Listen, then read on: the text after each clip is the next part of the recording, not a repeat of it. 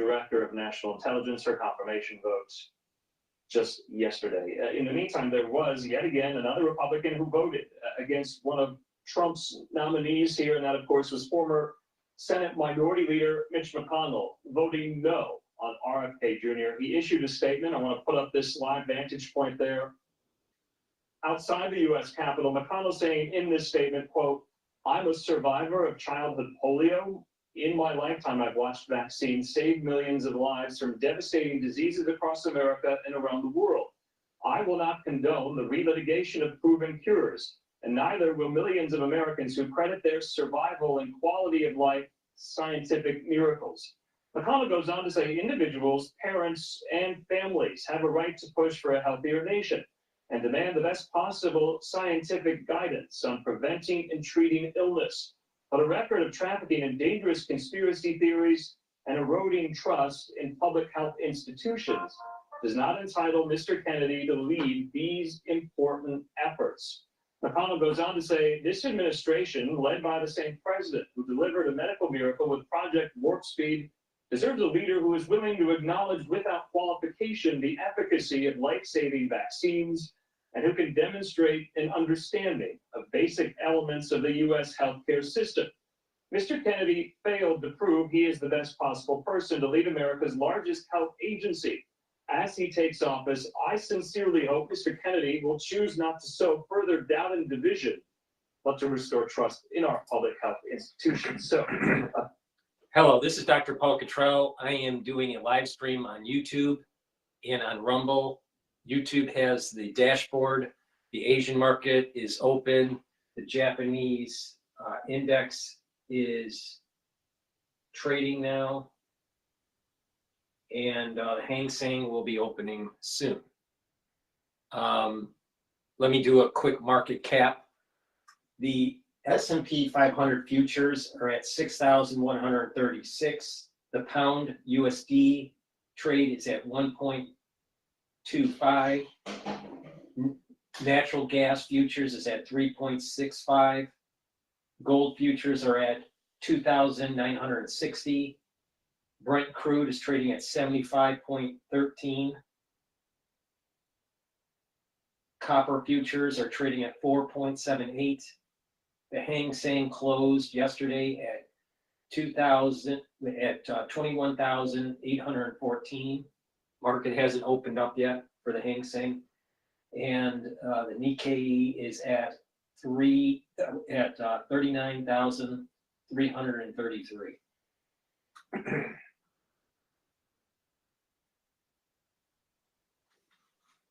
Please help support my work by subscribing to all my channels. I have 4 channels on YouTube. I have Brighteon, Bitchute, and Rumble. Please follow me on X. I have 2 channels on X. You can also follow me on GETTR. All the links are in the description of this video and all my videos. Help support my work also by sharing the links, asking your social media and your friends to follow my work and to subscribe. I have thousands of videos for free. To help support my work, please share the links, but also you can donate on my website, the-studio-reykjavik.com. You can donate through Stripe, PayPal, or buy me a coffee, or be a paid member to my Patreon channel. All the links are in the description of this video. It's through people donating and purchasing my products that helps me to do these videos for free. I have thousands of videos for free for people. So please help support my work by getting the products, donating, being a paid member to Patreon, and sharing the links and subscribing. With that said, let me just plug one product. Before I plug the product and go over the videos, it's really important to pay attention to the protocol that I have. It's called the core. There's 4 pillars to the core of this protocol. Taking max 35 or max 14 to boost up your immune system. Taking C60 to soak up free radicals. Taking turmeric, ashwagandha, and lignans to bring down inflammation and boost up your immune system. And taking Boomer Boost to improve your metabolism and boost up your energy levels. That's the core, and all the other supplements that I offer, you stack that in a customized way and you can target certain systems in your body. You do what I do, you're going to slow down the aging process, you're going to increase your longevity, you're going to have a lot more energy, and you're going to have more vitality. The system works, you just got to pay attention and do it.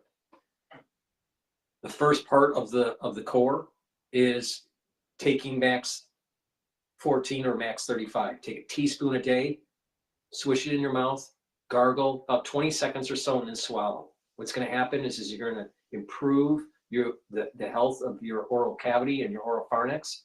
You're going to maintain the mucosal barrier that you need, and you're going to improve the health of the epithelial tissue. When you do that, you're improving your immune system. Please go to my store, the-studio-reykjavik.com, and get the max 14 or the max 35.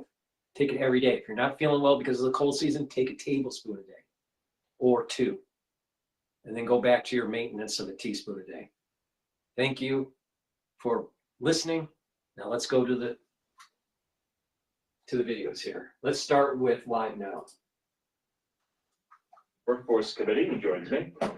Congressman Owens, thanks so much for being with us. It's good to see you again. In your view, why is Linda McMahon right for the Department of Education? You know, it's interesting. It's so good to see that we're living this window to see what innovation looks like. Our country has been always the greatest country because we think outside the box. We continue to try to find out how to produce the best products at the best price and get a return on investment. There's nothing more important for that to happen in education. Our kids are our products. Our kids, the way they perform is how we pass our legacy on. And we're finding, not only in the presidency, a remarkable innovator and business person, but Elon Musk, a remarkable innovator and business person, and so is Linda McMahon. So it's nice that we're disrupting this whole process. We've had these experts for 50 years. And what have they given us? We went from #1 back in the late 1970s to at the very end of the very back of the industrialized countries. And they've proven that they do not care about our kids. And we now have an administration and a person named Linda McMahon who will do the very best to make sure our kids not only educated, but they're ready for the workforce and the careers that they can be very excited about, and to join the middle class, which is what is a dream for every parent to have their kids to join. I see. We have a live picture there on the Senate floor right now. I believe senators are voting to advance the confirmation of Howard Lutnick to be the next Secretary of Commerce. I just wanted to ask you this. For your Senate colleagues who want to confirm McMahon as well, Congressman, why confirm a secretary for a department that they want to see dismantled? Well, first of all, because the department's going to be around still for a while. It is going to take an act of Congress to finally get rid of it. But meanwhile, why not go ahead and reform it? Why not restructure it? Why not make sure if we have to decentralize it to make sure it's working well in the right place across this country? There's a lot to be done while we wait to have this put in a different place. By the way, in terms of the Department of Education, understand that we did not have one in 1978. For those who are concerned, we did very well. We're actually #1 in the world during that time. Once that deal was made between Carter and the teachers' labor union, we have gone backwards ever since. So what will we do when this goes away? We will innovate. We'll put more power into the states and to the parents where they can oversee the education of our own children. We'll be much better in our process when we, the people, have a better hand in terms of education. So that's the reason why. It's going to take some time to get rid of it. We need to have somebody oversee it in the meanwhile. So your view is that it eventually will be gotten rid of? Yeah, this is unlike the... in 4 years, in the Trump term, do you think that will happen? All right, I'm going to pivot over to CNN. Acting U.S. Attorney quits after being told to drop Eric Adams' case.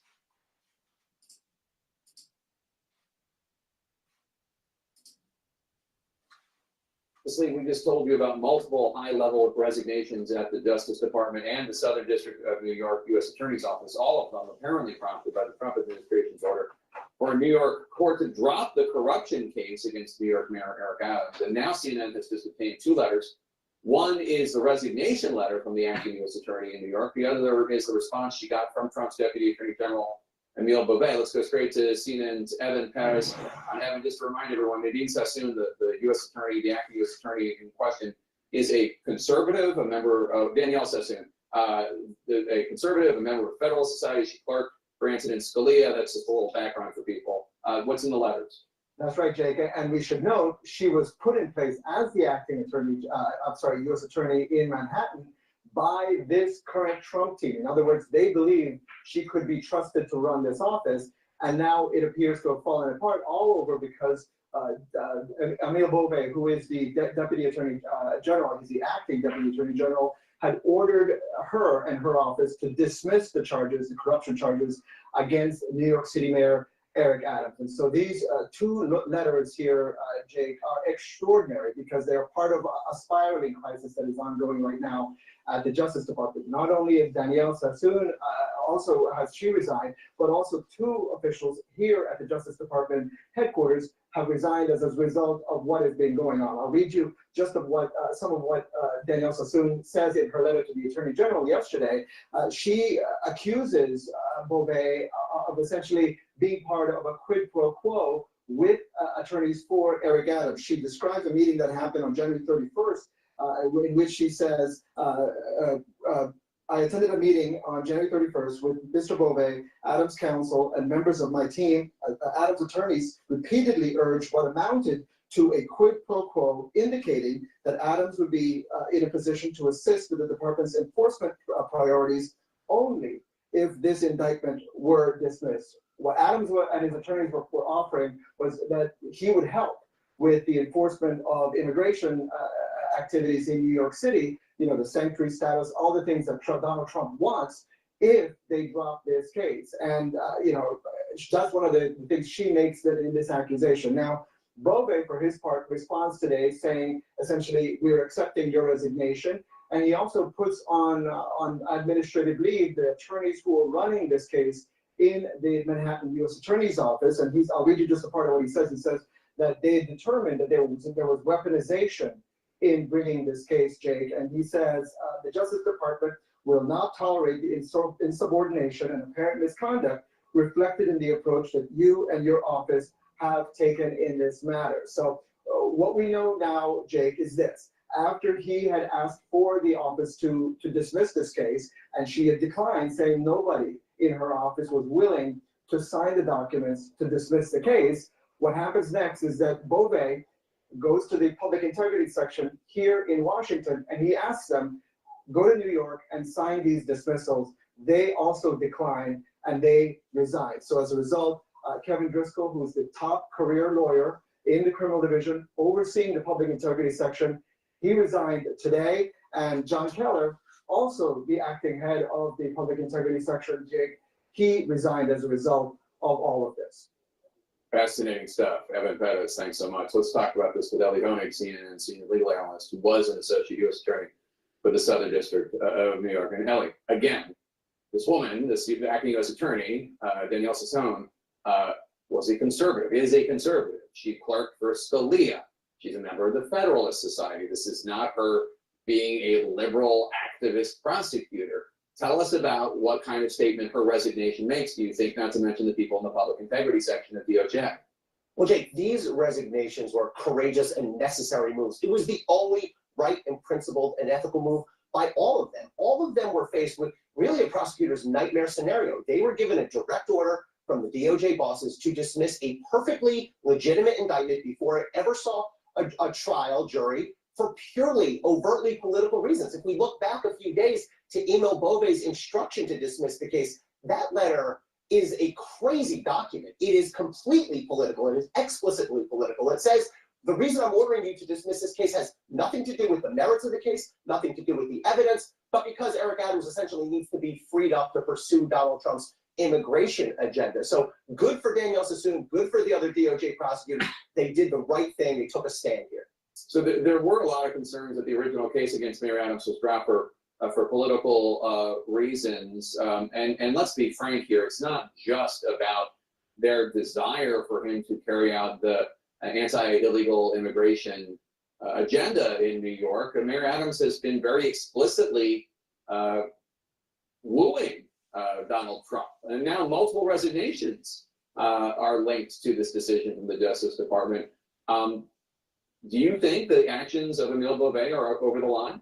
100%. I think they're over the line. I think they're political, and I think they're wrong. And Jake, as you said, Eric Adams has been angling for this type of treatment. We thought maybe it would be a pardon for months now. I will tell you, in the SDNY circles that I sort of dwell in, people have been rolling their eyes at this for a long time, saying, oh, he's definitely going to get out of this somehow and get a pardon. But the way this all happened makes it even worse. The fact that Imo Bove instructed SDNY to do it, and by the way, when Danielle Sassoon refused to do it, and you're right, by the way, to note that she's a conservative, not only was she a Federalist Society member, she penned an op-ed against Joe Biden a few weeks ago, just sort of gratuitously criticizing Joe Biden's pardons.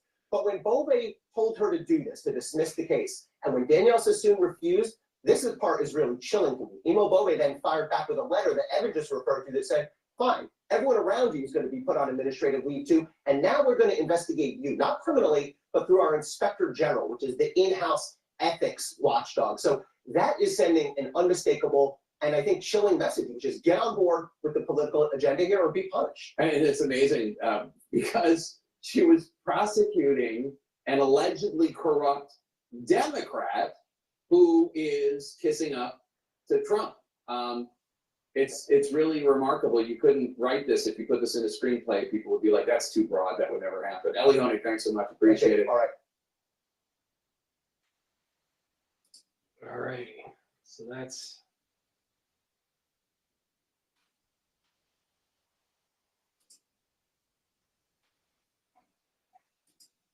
Let's go back to live now. Agency, I welcome the opportunity to go after some of these programs and some of the spending. But I think there is a well-established process that does not include wholesale elimination or pausing of funding. President Trump says he supports Elon Musk's cost-cutting efforts. They're doing a hell of a job. It's an amazing job they're doing.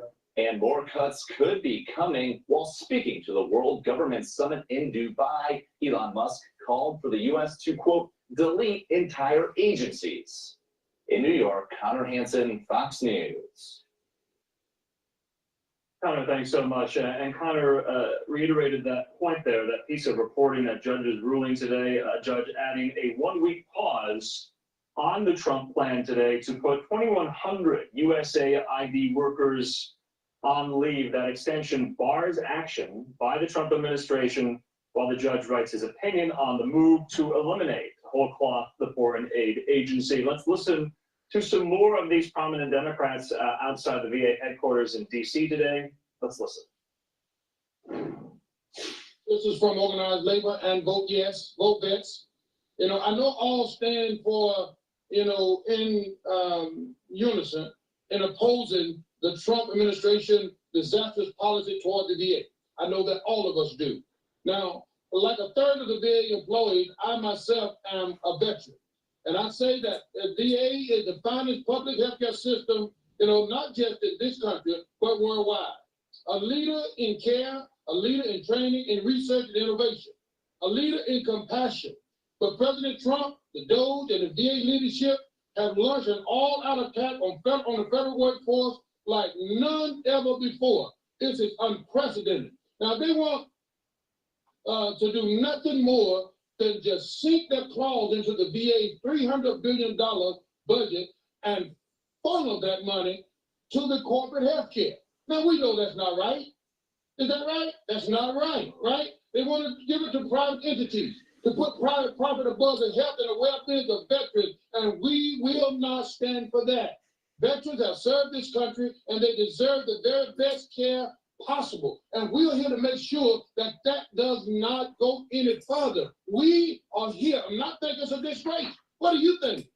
It's a disgrace. Stanford University found that veterans who need emergency care are more likely to survive when they get care from the VA compared to the private care. Now, if DOGE actually believe in efficiency, which they don't, and we all know that, right? They should study what the VA does and not destroy the VA.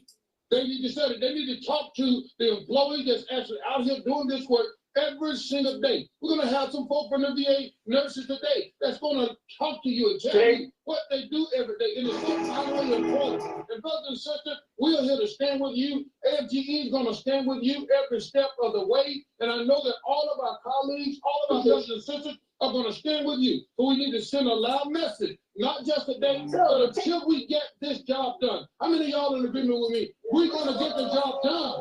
So thank you, thank you, thank you. All right, And I'd like I'm gonna go bring up to the 5 at Fox. They posted this 1 hour ago.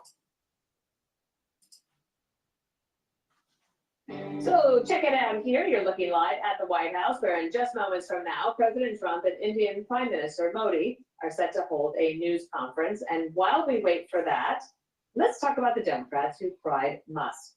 Former Congressman Dean Phillips trying to warn his party that the collective freakout over the world's richest man and self-proclaimed DOGE father could destroy their credibility in the long run. Watch this. Unfortunately, Democrats are only focused on one thing right now, Mr. Musk. The fact of the matter, he's quite popular. We're missing the boat as Democrats. And all I'm saying is that sometimes it's better to join them and actually play a role in how the strategy works, rather than so pathetically, frankly, try to combat something that clearly is a steamroller, and Democrats are being steamrolled. I think Democrats should join the club and then have more credibility to actually raise the alarm about constitutional issues. Right now, it's the boy who cried wolf. But Dean Phillips might as well be shouting into the void of that limestone mountain of paperwork. Democrats name-dropping Musk at 2 different events. First, in a House hearing on USAID, that's an agency that DOGE gutted, and another rally outside the Department of Veterans Affairs. Watch it. You can't spell felon without Elon. Trump and Musk like to say, we're reading out fraud, waste, and abuse. We're looking at efficiency. That's a dog whistle. Elon Musk ripped up the Constitution and our system of checks and balances. The Trump No, administration. he didn't rip up the Constitution. What he basically is doing is he's offering his time and effort to find wasteful spending so we don't get taxed to death. Please go to my store, the-studio-reykjavik.com. Get the great probiotics that I offer. The one I'm talking about right now is the powdered version of the probiotic. I also have a VeggieCap version. I use the powdered version. You mix it with soft foods like hummus or yogurt. You can mix it with filtered water or put it in a smoothie. It's a great way to get probiotics into your system to improve your gut health. By improving your gut health, you're going to improve your skin, your hair, your nails, your organ systems like your liver, your brain, and you're going to bring down inflammation in the gut. And by bringing down inflammation in the gut, you're going to improve your immune system. So please go to my store, the-studio-reykjavik.com, and get the probiotics that I offer. I have it in a powdered form and also in a VeggieCap form. Both are very high quality. Take them every day for proper health. And with a good gut biome, you're going to improve your metabolism. You're going to be able to absorb your nutrients. You're going to improve the communication between your gut and your liver, and also your gut and your brain. It's really important. With a good gut biome, you'll be able to sleep better. With a good gut biome, you'll be able to concentrate better. You'll have more mental clarity. And with a good gut biome, you're reducing the chances of early onset of dementia. So please go to my store, the-studio-reykjavik.com, and get the 2 probiotics that I offer. Take a probiotic every day, and you're going to get good health benefits from them. But even more, stack it with other things that I offer, and that way you're targeting multiple systems and you're improving your body, improving your immune system, improving your energy, and in a holistic approach, proper diet, exercise, new supplementation, you're really going to supercharge your health. But it's a holistic approach. So please go to my store, the-studio-reykjavik.com, get the probiotic, get healthy.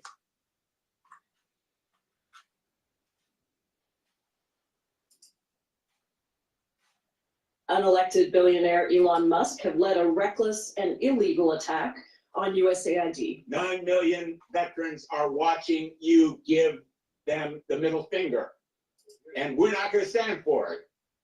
President Trump revealing DOGE's next target while providing the group some cover. I think that the Internal Revenue Service will be looked at like everybody else. Just about everybody's going to be looked at. So it's they're doing a hell of a job. It's an amazing job they're doing. I call it the force of super geniuses, but it's building. And you know, they go up and they talk to some of the people about certain deals, and the people get all tongue-tied. They can't talk. Judge, it's hard to understand why the Democrats are so mad at Elon Musk. He voted for Obama. He created the best electric car, which they purport to love. He can't run for president. He's doing things for free. And they just think that he is enemy number one. He's enemy number one because he's showing that there is wasteful spending. There's not enough accountability of the agencies to the president, but also to Congress. Many of these agencies refused to provide receipts of how they're spending the money to Congress, like USAID. So you have lack of transparency, that's one issue. And then the thing is that there are conduits within these agencies where there's corruption. There is kickbacks that are taking place. Black operations with the national security state. Lots of nefarious things are happening. Not all of it is nefarious. Some of it is just pure poor management. Taking money in and not really caring how it goes out. And then on top of it, you have these agencies that are run like old bureaucracies, all right? With modern technology, new management theories, these agencies could easily run much more efficiently with less people, with the proper technology and the proper management tools. They don't have to hire as many people. So you're getting rid of the corruption, you're getting rid of the wasteful spending, and then you're doing a drill down on how they were using these agencies to promote woke agendas that the American people really didn't want to pay for. So that's why they're kicking and screaming. Some of these pet projects for woke agendas, it's going to get axed. These conduits for impropriety, it's going to be found and people are going to get prosecuted. These black operations that are going on with the national security state, they're going to be shut down. That's why they're going after him. Because it's not about him, it's about the Democrats' corruption. But it's not just the Democrats. The corruption's also on the Republican side. But the ones that are kicking and screaming the most, they're the Democrats. And that's usually a sign. When someone's kicking and screaming, when someone is investigating a group of people or an agency, and they're just kicking and screaming and slow walking and not being transparent, that's usually because they have something to hide.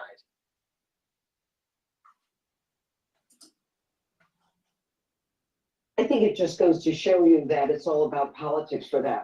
And the sad part about that statement is that it ignores the American people. I mean, we finally have someone who is willing to take a look at all of the fraud, the waste, and abuse in our government and in the bureaucracy.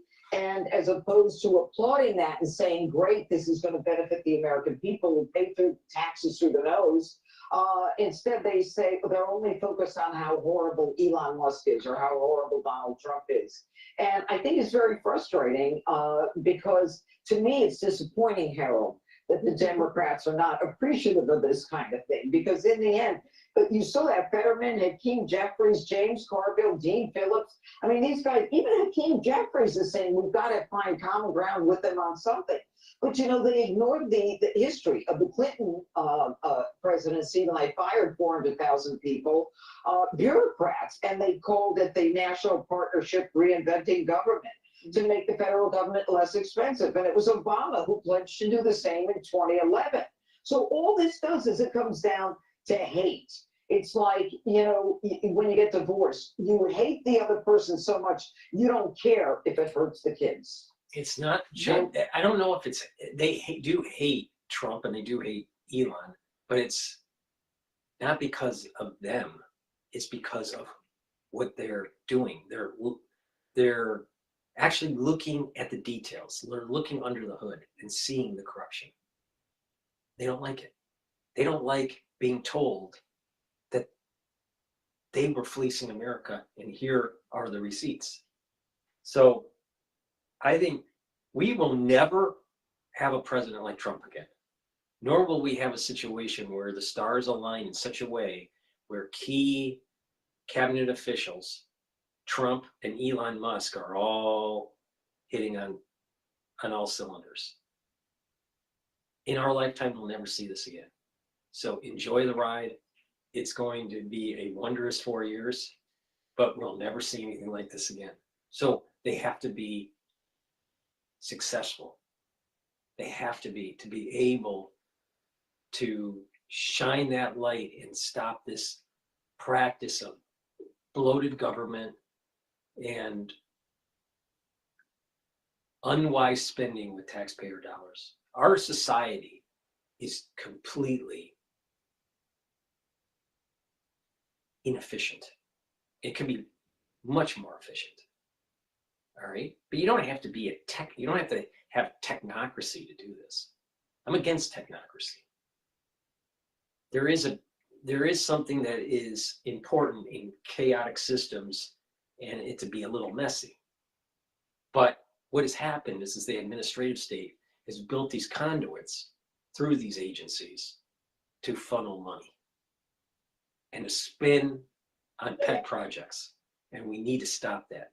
So it's really important that Elon and his DOGE team and Trump and his cabinet are successful, because we will never see this sort of an alignment in the White House in our lifetime.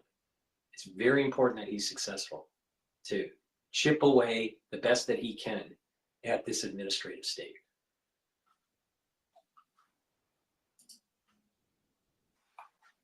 And then we're actually going to talk about Department of Education a little bit too, because that's supposedly about kids. I found out today that Bernie Sanders was the chairman of the Education Committee for 4 years under Biden, had one hearing on education the entire time, and then they go and complain. Hey, Harold, what do you think about these protests that are a throwback? Are they having any effect? I don't, first of all, good to be with you again. I don't think so. I think that Dean Phillips is largely right. I think the judge is as well. I tried to say yesterday, and perhaps I didn't say it as clearly as I wanted to. There's a time for outrage, and there's a time to assess impact. The outrage for Democrats should have ended when the election ended. There were so many awful things said about President Trump. He said some awful things about Democrats, but I think Democrats said more awful things about him. And the instinct to want to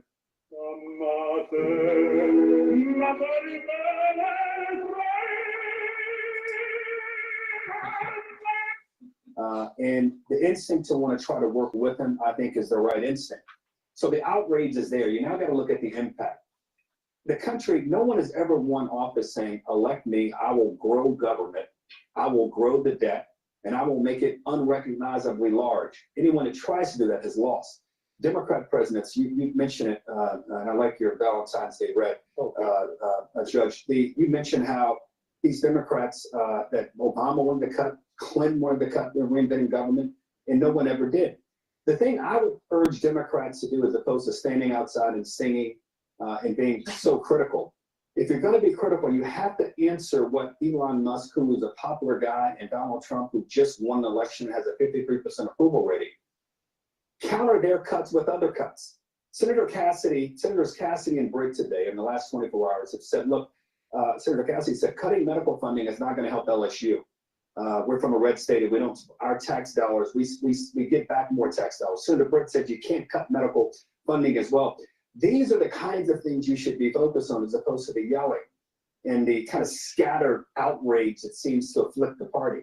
I'm a believer that the reason that Elon Musk is able to do this, I say to Democrats in Congress and Republicans, the reason he's able to usurp your responsibilities, because you haven't exercised oversight responsibility in so long, and you haven't been a budgeting body in so long. You go through but shutdowns and defaults. That's the only language that comes from Congress. If you want to take back this responsibility, hold the hearings. identify cuts that you impose as opposed to the ones the president's talking about. And with that, Your Honor, that's my opening argument. All right, well, we will continue on, and the federal government I has rest my case. federal government less popular than ever, so the question kind of is, if not now, when would you try to cut it? It's gotta be now, Dana. It's Can gotta I be. tell you a story about? Exactly, it's gotta be now. It has to be now, because if we don't do it, it will never happen. It will only get bigger. We gotta do it now. Or the technocracy is going to take over us. And the Democrats are totally on the wrong side of this. Please go to my store, the-studio-reykjavik.com. Get the vitamin C and magnesium. This helps to boost up your immune system and improves your skin. Drink it with filtered water. If you're not feeling well because of the cold season, take a double dose. Make sure you drink it with filtered water. When you mix this, if you take this with taking daily collagen and drink 64 ounces of filtered water, you're going to notice that your dermal layer for your skin improves. And in a very short amount of time, in about 1 month, you're going to notice your skin improves. So please go to my store, the-studio-reykjavik.com, get the vitamin C. It's the-studio-reykjavik.com. The link is in the description of this video and all my videos. Get the vitamin C, improve your skin, take it with the collagen, make sure you drink filtered water, and improve your immune system. Make sure you drink it with filtered water. Why filtered water, Dr. Paul Cottrell? Because your tap water has a lot of chemicals in it that cause disruption for your immune system and your endocrine system. And there's a lot of particulate matter in there that could make you sick. So you want to filter that out. So please go to my store, the-studio-reykjavik.com, boost up your immune system, and make sure you filter your water.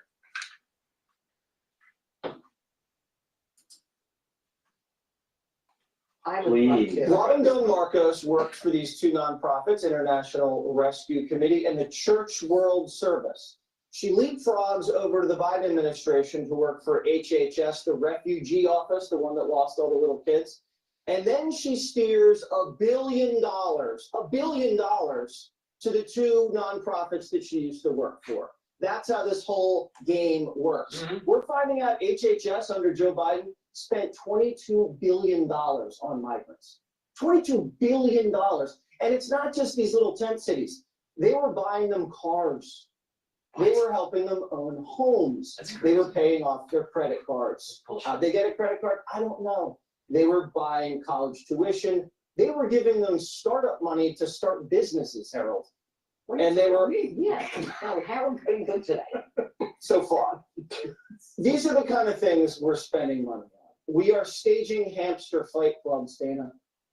We're putting dead turtles on treadmills. Now, I know what happens when you put anything dead in the treadmill. It just flops right off. I've watched videos on YouTube of this before. They've injected puppies with cocaine. What? Now, the cocaine was pure. The puppies wanted to be injected, but it doesn't make it right, Dana. They were sticking marbles into cats' anuses and then electroshocking them. These are the kind of wicked experiments that the government is using your taxpayer on. Oh, there's more. What was the point of the marble? Yeah. Don't ask me. I don't have this type of fetish. They spent $3 million for the Department of Education to write a report to say that no one reads reports. Right, exactly. How about this? $50 million to the Climate Justice Alliance, who believes that climate justice travels through a free Palestine. Yeah. Do you know what that means? I don't know what that means, Dana. They spent 25 grand for shrinks for trans refugees in Greece. Now, if you're in the trenches, like we are in cable news, we've been doing this a long time, this is like free money, okay? I can come out and I can read this every day of the week. Doesn't matter what the Democrats say. They have to defend this. And I haven't seen one single Democrat on any of these shows defending any of these kooky projects. And every day we read this stuff and expose it, and they're not saying anything or defending it, they're losing. And they've lost every single day since DOGE started up. That's a good point, because the Democrats are demanding more transparency. I'm not against it, but the more there's transparency, the more kinds of things like that you find. Well, all I know is when I get home, I'm cleaning my marbles. So Dean Phillips stepped out of the prison of two ideas, where Harold lives. You know, it's the next step in the gradual enlightenment that the Democrats must pursue, but most of them aren't. Right now, for these Democrats, their only hope is that things go bad for Trump. And you can see that already in the press as they're looking at the price of eggs. But for bad things to go for Trump, then things have to go bad for America, because his entire plank is America first. So it's a terrible attention, where you or someone you love exposed to a captcha.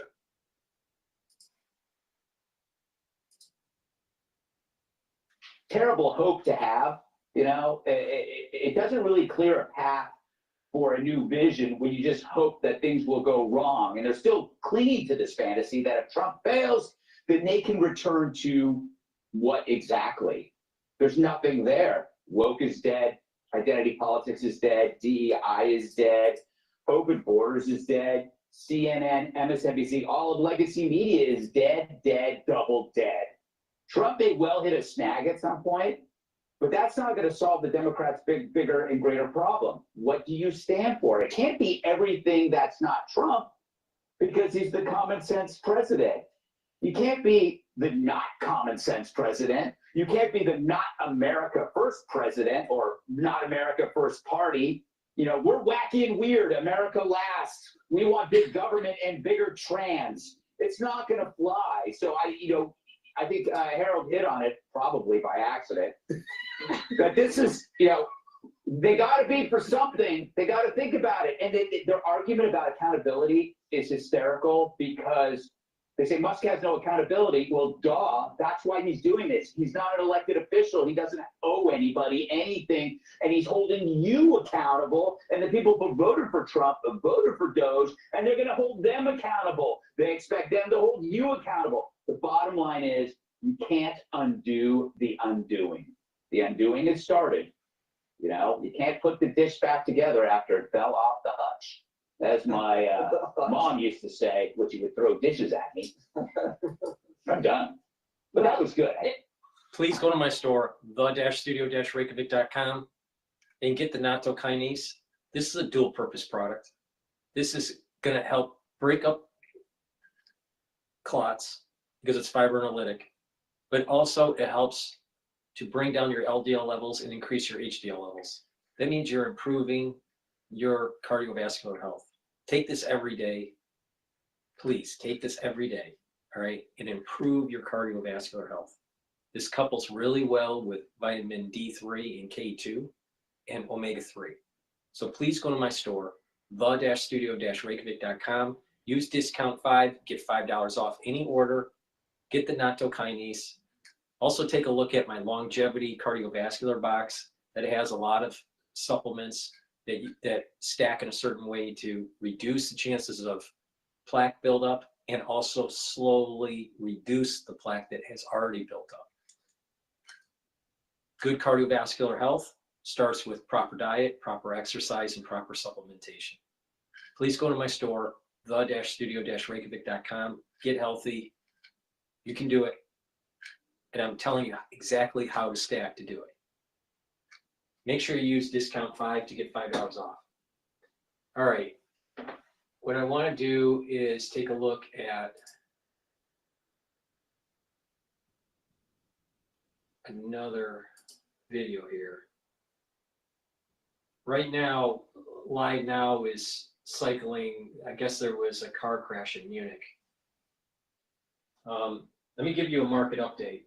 The S&P 500 futures is at 6,141. The pound USD trade is at 1.25. Futures for natural gas is at 3.65.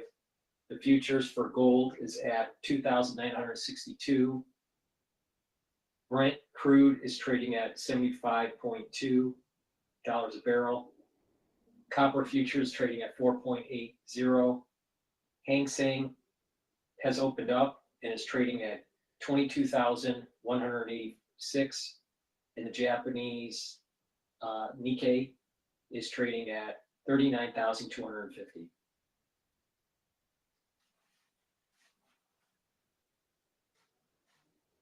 As we reported, Major and significant. Let's go to live now here. Into multiple people in Magdeburg, Germany, killing several. Remember, the suspect in that incident was a Saudi doctor who previously had come to various regional authorities' attention. In this case, the suspect, who's now been arrested, was a 24-year-old Afghan asylum seeker, according to the state's interior minister there in Bavaria, where Munich is.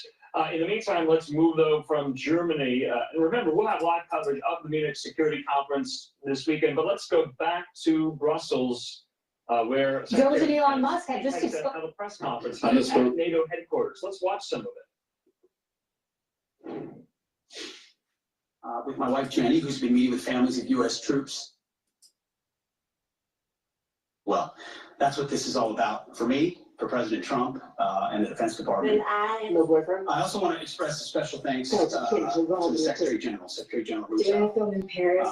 for your boldness, for your friendship, for your leadership, and most especially for your urgency of the matter. Today's actually a really exciting, which is great to see from the leader of NATO. Look forward to working very closely with him and his team. And before we're talking about what we've done at the ministerial, I want to reaffirm a few things from this podium. First, as we see it, NATO's strategic objectives are to prevent great power conflict in Europe, deter nuclear and non-nuclear aggression, and defeat threats to treaty allies should deterrence fail. Second, the U.S. is committed to building a stronger, more lethal NATO. However, we must ensure that European and Canadian commitment to Article 3 of this treaty is just as strong.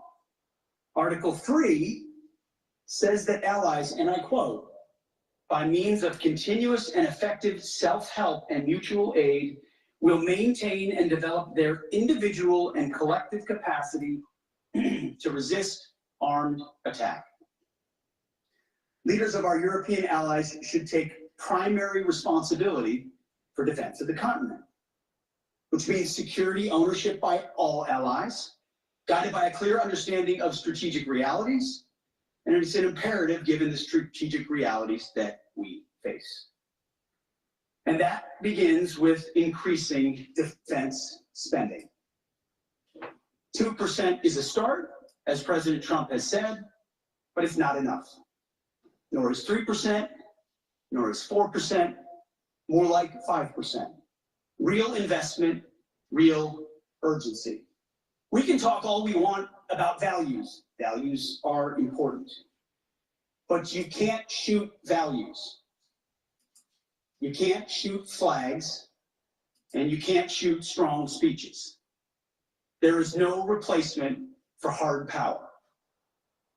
As much as we may not want to like the world we live in some cases, there's nothing like hard power. It should be obvious that increasing allied European defense spending is critical, as the President of the United States has said. Also critical is expanding our defense industrial base capacity on both sides of the Atlantic. Our dollars, our euros, our pounds must become real capabilities. The U.S. is fully committed under President Trump's leadership to pursue these objectives in the face of today's threats. Yesterday, I had a chance to attend the Ukraine Defense Contact Group. Today, participated in both the NATO Ministerial and the Ukraine Council. In both, we discussed Russia's war of aggression against Ukraine. I had the chance to brief allies on President Trump's top priority: a diplomatic, peaceful end to this war as quickly as possible in a manner that creates enduring and durable peace. The American Defense Department fully supports the efforts of the Trump administration.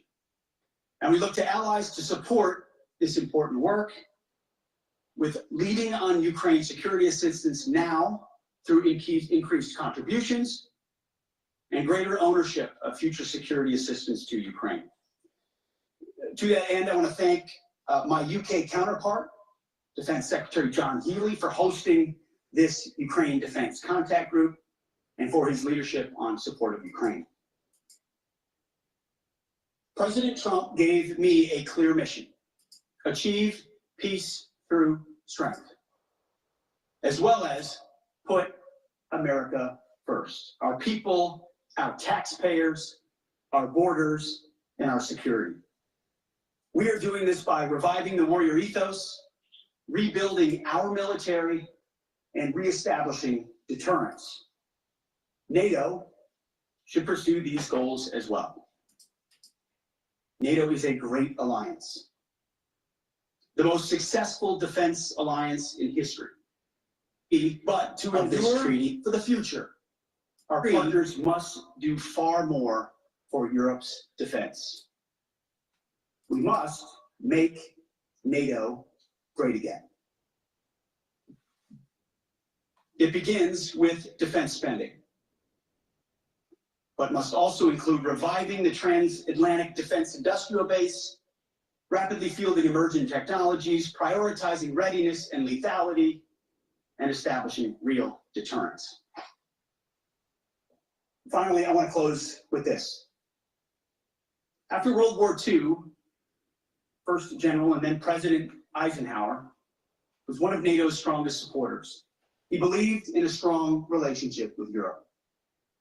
However, by the end of Eisenhower's presidency, even he was concerned that Europe was not shouldering enough of its own defense, nearly making, in Eisenhower's words, quote, a sucker out of Uncle Sam.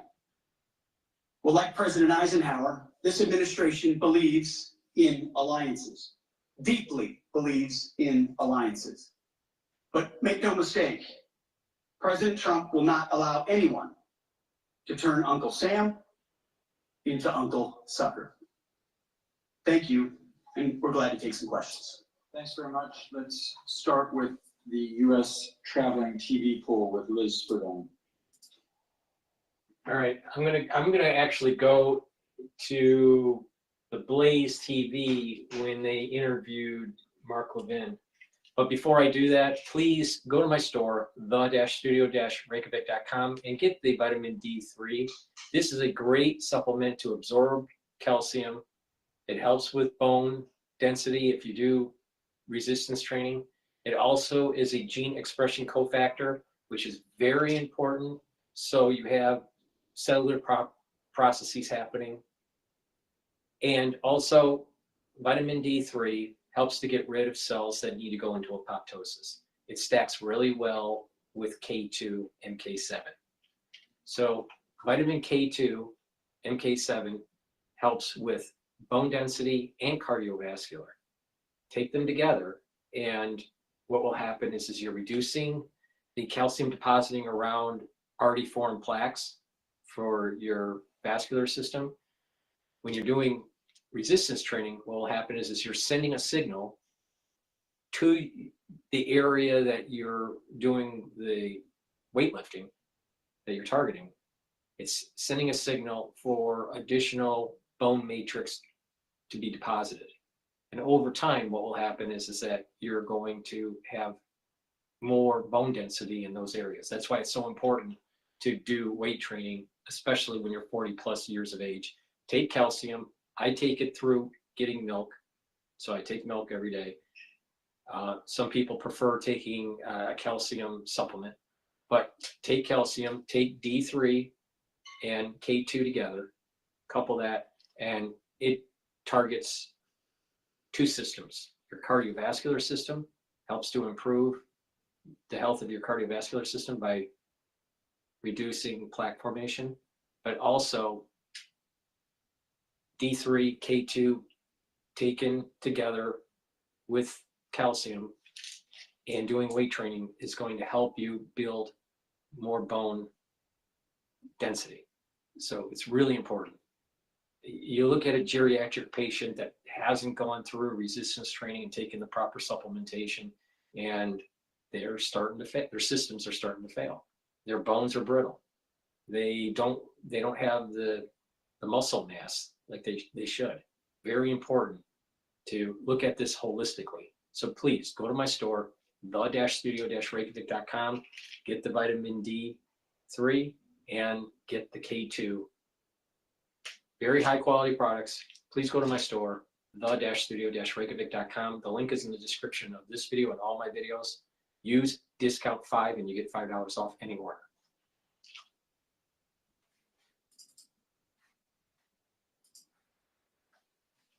They're minding my own business. I always say to you, whatever it is. This guy comes out and said, you know, I don't agree with you. I said, okay, great. What are you doing with me? I said, what did you do? I was a teacher. Where were you a teacher? New York City. Retired. You retired, yeah. I said, you must have a pretty good pension. I worked for that pension. Don't be so defensive. I just said, you must have a pretty good pension. And you moved to Florida. Yeah, and I don't like DeSantis either. What do you think of that? I said, I don't really care who you like. I'm making a point. You work in New York City, you probably get the best pension imaginable, even for public unions, for teachers. Then you move to Florida because it's a no-tax state, because you don't want to pay the New York taxes that pay your pension. And then you come down here, I let this son of a bitch have it. I said, then you come down here, you don't like DeSantis because he's a conservative Republican. You ran your ass down here to enjoy the environment in Florida, and also because you didn't want to pay New York State income taxes. That's why you came down here. Tim Kaine, this guy's gotten dumber, nastier, and he always looks like he just fell out of bed as the years have gone on. Tim Kaine tells federal employees, ignore the Donald Trump offer to quit. Now, he happens to represent Virginia, which probably has more bureaucrats now than Maryland. It's always a race. And this is his constituency. Bureaucrats and people in the public dole. They've turned Northern Virginia into Maryland. And Northern Virginia's turned Virginia into Maryland. What's wrong with Maryland? A lot. Anyway, so here we are. Here he is. Don't take Trump up on the early severance or return. Why not? It's a trick. It's a trick. Tim Kaine doesn't think his voters should show up for work. No. Tim Kaine doesn't think his voters should consider early retirement. No. Tim Kaine doesn't think a single one of his voters working in the bureaucracy should be subject to removal. No. Tim Kaine is a jackass. Go. So my message to federal employees who received this is, yeah, the president has tried to terrorize you for about a A week. long time ago, I learned that when I was losing my hair, don't do the stupid part then. You got people, you know, this, and they do this, they can't make up their mind as a host. He can't make up his mind where to put his hair goes back, his hair goes over. I mean, you can take pictures of it. It's actually funny. Hour to hour, it changes. Here's a guy, look at where he puts his part. Why does he have a part? Look at his hair. He's a mess. I'm just saying. So, he's got no hair up here. He's got this going on, so he throws it back. And I'm supposed to take him seriously? Number one, I wouldn't take him seriously anyway. But look at it. Go ahead. And then gives you a little sweetheart offer. If you resign in the next week, we're just going to pay you for doing nothing for the next 7 months. So dummy doesn't even understand what the offer is. You have to show up for work immediately. I do, but I don't want to. No, you show up for work immediately. Okay? Immediately. And the issue of whether you accept the severance or not, it's on the table for a significant period of time.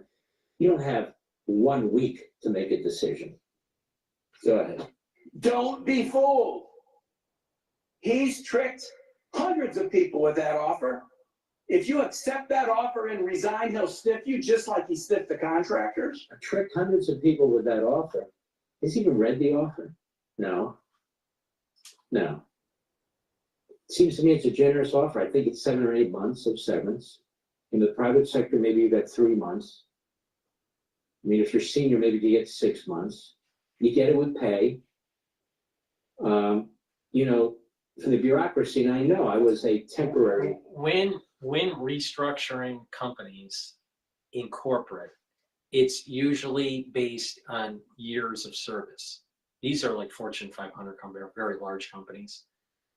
Smaller companies, I would agree with him that it's maybe a couple months or a few months for normal employees, and then senior level 6 months or so. But larger corporations, it's really based on years of service. And there's a whole package and calculation based on number of years of service, and your average last 5 years of salary and what your position was. Some of these severance packages even have, you know, some fringe benefits where some of the medical care is paid for a certain duration. So it can get kind of complicated, especially for large corporations where there was 20 years of service or 25 years of service. But, you know, it can also be very simplistic too, you know, in smaller organizations. But I've seen both sides of this. Now, he only brought up the simpler version, but larger corporations, especially when you're dealing with employees that have put in 2 decades or 2.5 decades worth of work, they usually get pretty good severance. Employee in the bureaucracy. In the bureaucracy, your pension, and they may have even sweetened it more. You get a payment every single year, not a little. If you've been in the bureaucracy 20 years, at 20 years, you can retire. So if you go into government at the age of 25, you can retire at 45. A lot of people do, and then they work for defense contractors. But the thing is that they employees. used it. I don't know if I know with new employees at the IRS, but I don't know about older employees. Or I wouldn't say older employees, ones that have long years of tenure. But there is a 401k version of kind of a pension, but it's employee funded at the federal government. It used to be a pension, and then a pension could be defined benefits or defined contribution. You know, defined benefits or a contribution pension kind of plan. So defined benefits is like when you retire, this is what you get based on a calculation.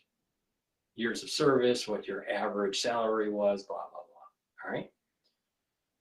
Most of those have gone away in corporate and in the public sector. Not all of them, but most of them have gone away. Now it moved from defined benefit to a defined contribution plan. And the employer will put money aside, but the payout is not guaranteed. So it's kind of like in between a 401k and a defined benefit program. So in a defined benefit program, they're going to say you get $60,000 or $100,000 a year, every year, no matter how the pension performs. Okay, so that's defined benefit. Those became so costly that most employers have gotten rid of them, including the public sector. They're still around, but they're rare. Then there's the defined contribution plan. And that is that the employer will set aside money. The employee can, it sometimes can contribute, but the employer sets aside money. And depending on the rate and the performance of it, that's what the employee gets, and it's not defined. It's not like a promise of $100,000 a year when they retire, right? Then those programs started to go away, and it moved towards a government version of a 401k, where the government will put in a contribution of, I don't know, so many percentage of the annual salary if the employee also contributes a max amount, right? And there's probably some variations of the theme here. But the point is that a lot of these pensions for new government employees, they're not there anymore. They're a government version of a 401k. They're not a defined benefit program. Now, some do, I mean, ones that are just, retiring now, well, they may be on an old plan, but you have an employee coming in new, most of those are not defined benefit. You'd be lucky if you get some sort of,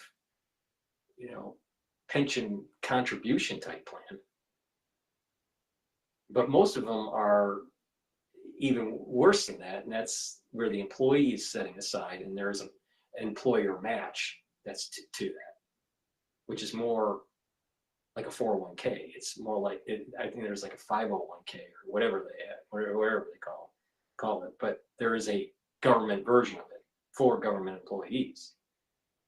Now, some of the older employees that have been working in the government 30 years or so, I don't know if they've been transferred over to the new plan or, they're still with the defined benefit program.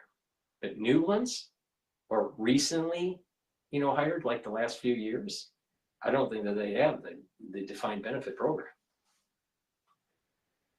So it gets a little complicated. Most companies have moved away from a defined benefit program. That's what they call double dipping. And you get medical coverage for the rest of your life. And what is your pension based on? Social Security? No. Remember I told you they have their own plan. And I don't know if they changed it. I don't remember if it's the last 3 years or last 2 years, but it's the average, listen to this. It's the average of the last, I think it's 2 years, but maybe it's 3 years of your service in the federal government, of your peak salary, the last 2 or 3 years, you get for the rest of your life. That's why a lot of people go into the government. They don't necessarily like the work. Maybe it's monotonous depending on what they're doing. Where do you work? I work at the Department of Agriculture. How's it going over there? I don't know. I don't know crap about farming, fruits, vegetables. I don't even like fruits and vegetables. Well, what are you doing at the Department of Agriculture? Nothing. I'm working from home. I'm moving paper.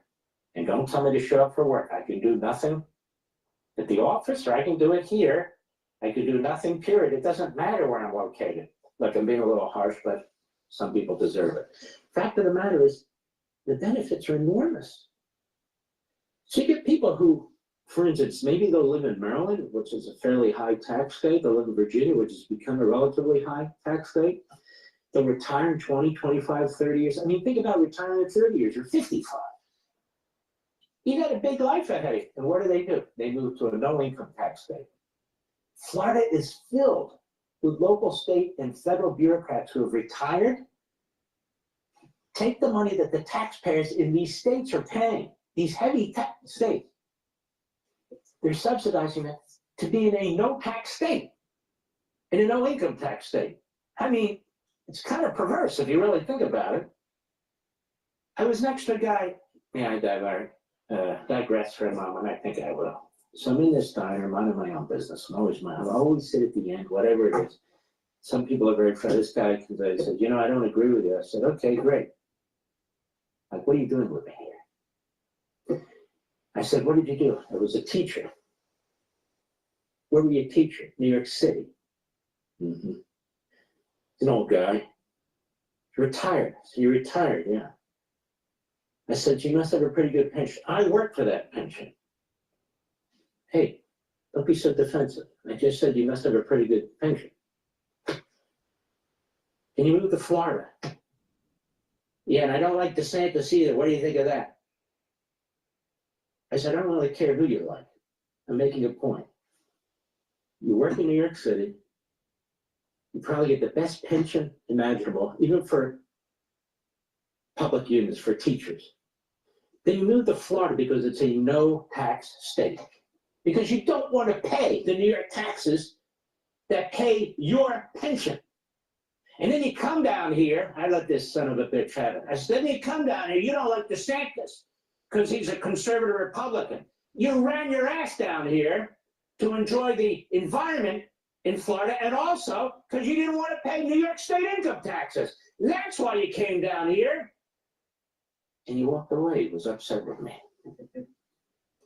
But this happens all the time. For all this and much more, sign up for Levine TV.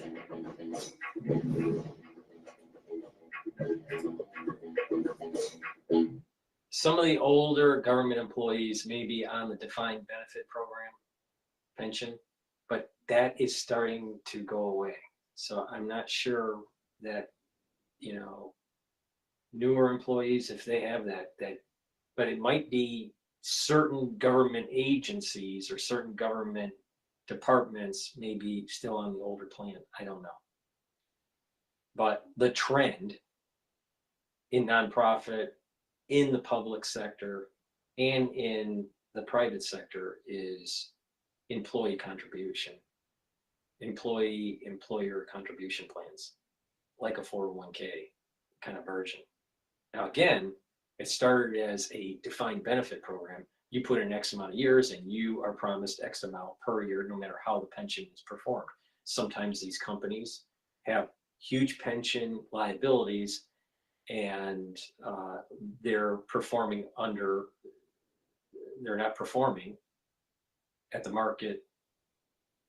Their portfolio is performing lower than what the outlays are for the pension. So there's a huge liability that they have to service. That was the reason why they moved away from the defined benefit program. But then what happened was as they moved towards, well, it's not defined, we'll put it into a fund, and depending on the performance of the fund depends on, you know, how much you get. And so it's kind of variable, you know, you may get less. It reduces the liability for the company, and the employee didn't have to put in. Some of these programs are quasi, so maybe the employee can put in a contribution, but if the employee's put in a contribution, it's more like a 401k. So this defined contribution plan is more like, okay, a certain number of years that you work, and you know, you will, you know, you qualify for a certain amount to be put into the pension, and as it's growing at a certain rate, whatever that pool of money is for you will be allocated to you for, you know, each year of retirement, with, you know, the assumption of a 20-year drawdown or a 25-year drawdown, whatever, right? Usually those programs are worse for the employee, better for the employer. The best ones are the defined benefit programs for the employee, worse for the employer because of the pension liability. And then the defined contribution program, less liability, but there's still, you know, there's still market performance that has to take place. That money is set aside and it's based on market performance. And depending on that market performance depends on what that pension is going to be for that employee. And then it went even further to a 401k, where most of the contribution is from the employee, right, based on market performance, and then there's some sort of employer match to it. And that's where most of them have gone, and the government has that now. That I do know. Now, are people grandfathered into the old system based on number of years served? I don't know. Please go to my store, the-studio-reykjavik.com. Get the NAD+. This boosts up your energy levels. This also helps to heal your DNA. When you get older, you get DNA damage and you need to heal it. Your body has natural processes to heal DNA. But NAD+ is a supplement that helps that process. So please take NAD+ to help to repair your DNA damage, but also take NAD+ to protect your neurons. Neural protection is extremely important once you're over 40 years of age. Ubiquinol, the most bioavailable form of CoQ10 that you can get. And I sell it on my store, the-studio-reykjavik.com.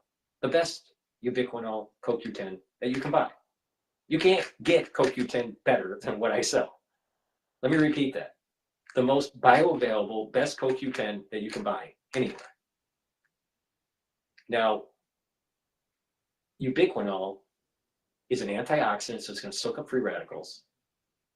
Ubiquinol boosts up energy levels, and ubiquinol helps to protect your neurons. It's synergistic with NAD+, and that's why I've been taking ubiquinol and having it in my stack. It's synergistic with C60, and by doing this, you're improving your mitochondrial health. You're going to have more energy, you're protecting your neurons. And when you have more ATP, your neurons are going to fire better, you're going to produce neurotransmitters, you're going to have more energy. And then not just for your neurons, your other cells will have more energy. So that means that you'll have more ATP for your other tissues, so they perform better. And again, it's synergistic with C60, and C60 does a lot of really good stuff for your body. NAC is something that I've added to my stack. Why, Dr. Paul Cottrell, did you add NAC to your stack? Well, there was a lot of people that are in the anti-aging and longevity crowd that have been taking NAC and been getting huge benefits from it. Why does it work? NAC boosts up glutathione levels. Glutathione is really important as an antioxidant in your liver, all right? It's synergistic with C60, so you're soaking up free radicals a different way. So you're reducing the stress on your cells. NAC also helps to detoxify your liver and your kidneys. That's really important. You need a good, healthy liver, and you need good, healthy kidneys. The last thing you want is a kidney transplant, all right? So you want healthy kidneys and a healthy liver. So detoxify your liver and your kidney with NAC, especially if you take acetaminophen. People that take acetaminophen because of pain or because of headaches or whatever, over time could cause problems with your kidney or your liver. And NAC will help you to detoxify that effect and boost those glutathione levels. It also helps to calm your central nervous system. It reduces anxiety. And by doing that, you're going into a parasympathetic mode. And by being in a parasympathetic mode, that means your heart rate is better. That also means your cortisol levels are better. When you have chronic high levels of cortisol, you have higher glucose, and higher cortisol levels are immunosuppressive. That means that your immune system is down. It's not functioning as well. What you want to do is boost that up. All right, you want to boost up that immune system. So you have to bring down the cortisol levels. Well, NAC does that for you by reducing the anxiety and putting you in a parasympathetic mode. Really important. So please go to my store, the-studio-reykjavik.com, and get the NAC, add that to your stack. Okay, let's go to Trump with Modi in the Oval Office. In Ahmedabad, Namaste Trump, or the Howdy Modi in Houston, we had conveyed a very strong message of our friendship through those events, and the resounding echo of those events can be heard even today in India and the world. Bharat America संबंधों को प्रगाढ़ बनाने में, उसको एक नई ऊंचाई देने में और व्यापक दर्जे देने में राष्ट्रपति ट्रंप की पहली टर्म की बहुत बड़ी भूमिका रही है और मुझे विश्वास है कि दूसरे टर्म में भी हम उसी गति से आगे बढ़ेंगे. Excellency, you've made immense personal contribution towards strengthening of our relations, towards making them more comprehensive and attaining unprecedented heights in our relationship. And I firmly believe that in your second term, we will work with even more speed. Well, you know, let me give you my take on India, all right? India is going to be an important ally for the southern front on China if the United States goes to war with China. It has a lot of people, so there could be big business deals that go there, but the thing that I saw with globalization and technology transfer in automotive was that high-paying, good-paying, high-paying engineers were losing their jobs in the United States, and it was going to India, or the Indians were coming here on visas, work visas. And what would happen is that they would work for half or a quarter of the cost. So how does an American engineer compete with that? It wasn't just happening in automotive, it's also happening in tech now. And people in tech are complaining about it. So there's a huge technology transfer that took place to Tata and Wipro and you know, all these companies, these tech and automotive and engineering companies over in India. So Americans lost their jobs. I'm not a big fan of sending jobs to India or Indians coming to America to do their work. Now, you know, it would be lovely if they bought our products and maybe they make some things and we'll buy theirs. But us killing and doing technology transfer to India, India didn't create anything. Indians took our knowledge because Wall Street pressured these big companies to cut development costs so shareholders would have a better share price. But over time, what happened was that you lost knowledge in the United States and it was transferred over. No, that's bad. That's not good. But from a strategic point of view against China, an ally in the Southern Front makes sense, especially with India and China, and in between there is Tibet.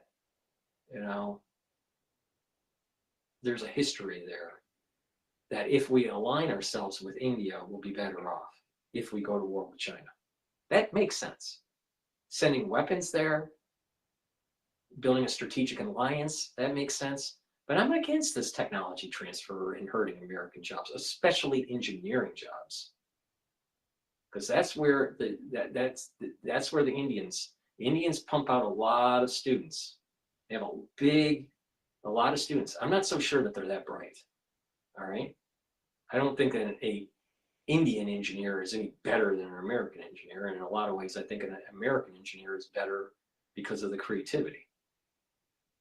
But what they have that the United States doesn't have is that they can work at a very, very low cost. So an American engineer can't compete from a cost perspective. Now, what I saw was that, you know, you'd have one engineer and you would have 4 Indian engineers, and they would have to do it 3 times before they got it right. So, but it was still saving the company money.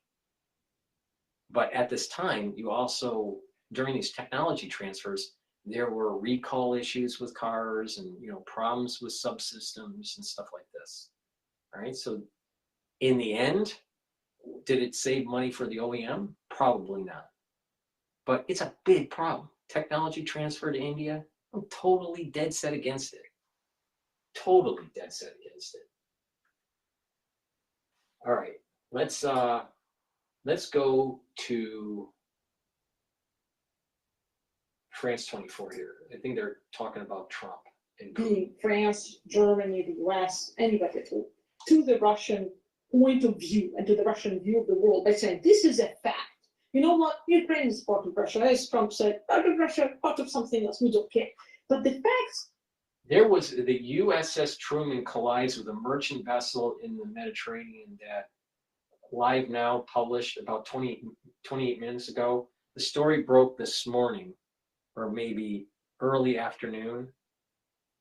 But let's pivot to that because I didn't get the full story. I only got just a quick clip of it in my morning show.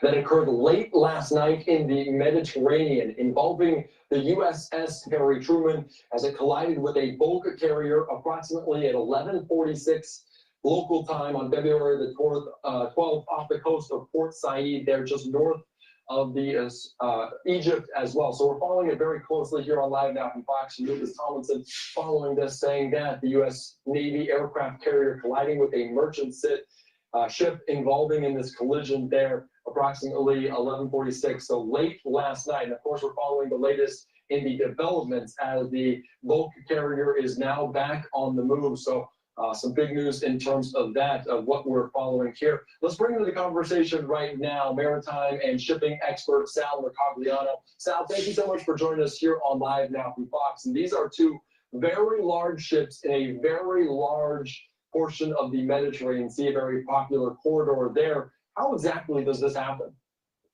Well, it is a really busy part of the ocean. The Suez Canal, especially waiting to get into the Suez Canal, is an area where there's a lot of shipping. I've been in and out of the Suez Canal multiple times, and I can tell you that when the convoy comes through the Suez, ships travel in a large convoy.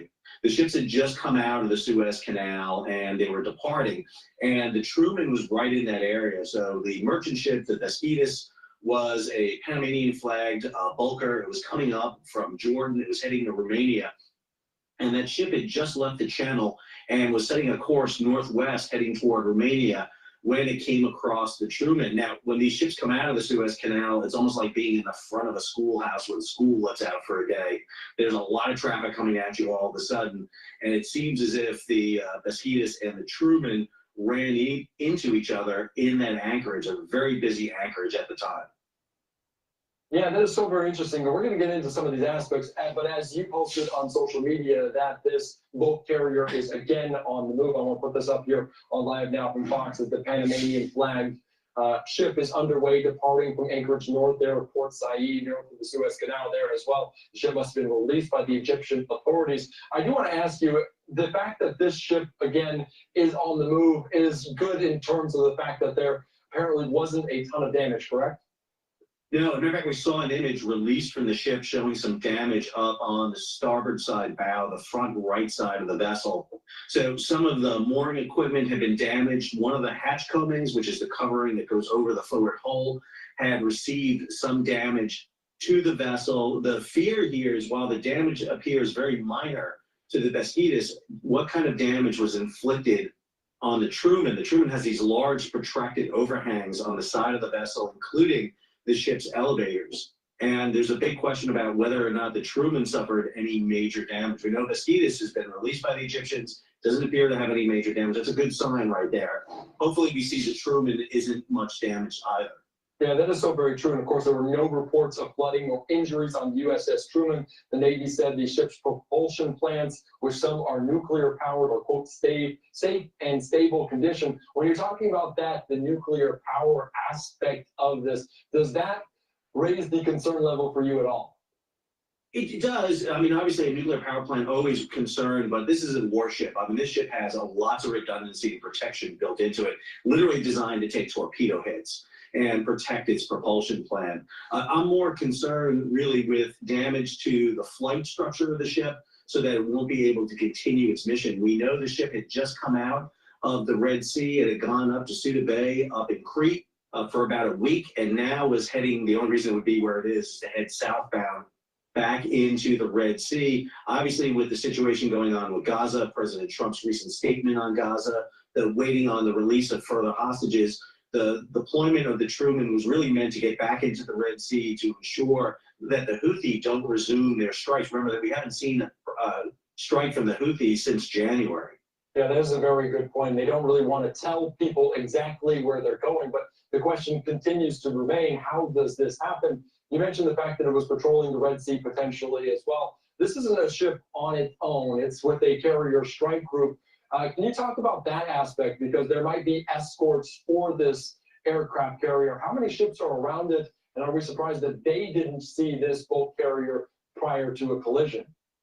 Yeah, when we talk about an aircraft carrier, we usually talk about it and its escorts. In this case, it had one destroyer with it, the Jason Dunham. It left some of its escorts down in the Red Sea. So one of the things is that really the utility of a carrier strike group is you can allocate and dispatch part of its units down there. So the cruiser Gettysburg and one of the other destroyers had remained in the Red Sea to provide patrol while the carrier came up into the Mediterranean for some rest and relaxation and also some refitting of the vessel.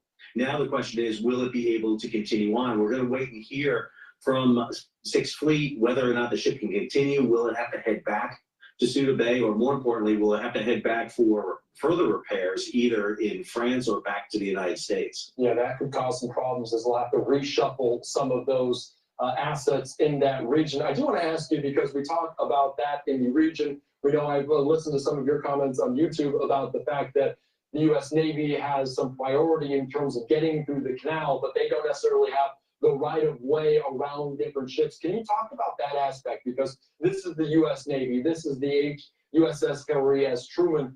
It has to coordinate with other ships. It doesn't necessarily have the right of way, correct? It does, but the United States, through treaties with the Egyptians, have been able to get preference to get the ship through the canal first. And this is probably one of the reasons why Truman was in the position it was. As the convoy was coming out of the Suez Canal, it would have been preparing to head southbound into the canal. So it would have had to pick up its Egyptian pilots sooner and then head southbound in. But the relationship between the United States and Egypt has been very strong. We've seen the ability to deploy vessels through this region consistently go back to the Persian Gulf War of the 1990s. And U.S. and Egypt has had a very solid relationship. Obviously, Egypt has been suffering greatly because of what's been happening with the Houthi. They lost $7 billion in tolls last year out of potential $10 billion worth of tolls. So this is a big issue for Egypt. They want to make sure their anchorage is safe, the canal is safe. So Egypt is going to be doing a lot here to investigate. We're going to have a multinational investigation. The U.S. will be investigating the Panamanian registry, which is the flag under which the SCITUS was under. But also Suez and Egypt will be doing it to make sure that there is safety in the anchorage. It's just a very crowded anchorage. It's a very tight spot to have vessels in, especially in the evening when you have the lights of anchored ships and the background lights. It can be very confusing. Yeah, that is very good, as it happened at 11:46. And I just keep coming back to the fact that these ships are so grand in scale. If you've ever seen an aircraft carrier up close, over 1,000 feet long, 250 feet wide, and you can see the flight deck, this ship that it collided with, 50 tons, 190 meters long. Can you put some of this size into perspective? Because these are very large vessels. They are very large vessels, but actually we're very fortunate that SCITUS wasn't the size of like Ever Given that got stuck in the Suez. That vessel was 1,300 feet, 200,000 tons. So, I mean, we're kind of fortunate that SCITUS was kind of on the smaller side of a bulk carrier, but at 650 feet, 50,000 tons, it is substantial. And whenever you bring that much amount of steel together between the Truman and this bulk carrier, you're going to get damage, and there's going to be shock effects on the vessel. There's going to have to be repairs to it. And unfortunately, you know, we sail 100,000 vessels on the ocean. The ocean has never been more crowded than it is right now. And even with the Suez being slower because of the Houthi, it's still a busy choke point. And the reason we call it a choke point is because you bring all these ships together into one narrow area, and accidents will happen. Yeah, we've seen accidents. Of course, this one not a tragedy, not a fatal one, so that is potentially good as well. Anything else that you'd like to know, because you are so fascinating in terms of your maritime knowledge? Anything else you want to know, Sal, before I let you go? Yeah, we're waiting to hear back from Sixth Fleet, excuse me, in this case, about what exactly happened on board. Obviously, they're doing a damage assessment right now on the Truman, whether she's going to be able to continue her mission or not. One of the interesting things was that Truman was not broadcasting its international signals on ships have this automated information system where they broadcast. She was not broadcasting at the time. Most Navy vessels don't like to do that, but they do it when they're close in. So there's going to be a little bit of an examination. Let's not forget, a few years ago, back in 2017, we had two very fatal collisions involving U.S. Navy warships. That happened out in the Western Pacific, the USS Fitzgerald and McCain, where we lost 17 sailors. And so obviously there's going to be a lot looking at here. This is a very high value asset, only one of 11 aircraft carriers right now. And should this ship be taken out of action, that's going to be a substantial hit for the United States Navy. Yeah, that is a very good point. Of course, secretive in. And the reason why is because our Navy doesn't have enough ships. And because we're in two theaters right now, the Middle East and in Asia, and the Asian theater could ramp up at any moment in time with a flash pan of Taiwan. That means that perhaps our Navy isn't ready enough for a full conflict with China. Now, of course, the battle space is changing with drone warfare and under the water and in the air. So, you know, maybe we don't need as many ships, but, you know, a major force multiplier is an aircraft carrier, especially in the Asian theater. So it's a problem. And because of what's happening in the Middle East, all of our Navy, not all, but a lot of our Navy capability has been shifted over. The centroid of our projection of of naval power is shifted towards the Middle East and away from Asia. Please go to my store, the-studio-reykjavik.com, and get the resveratrol. Resveratrol I've been taking for decades. It's very important. It helps with mitochondrial health. It boosts up energy levels.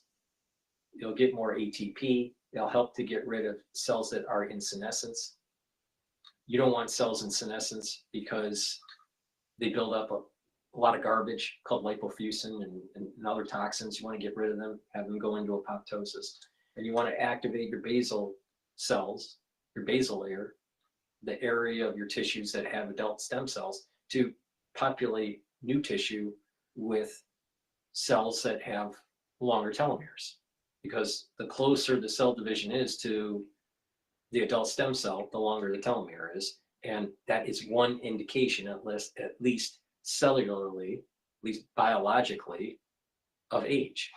Another indicator is methylation. But please go to my store, the-studio-reykjavik.com, get the resveratrol.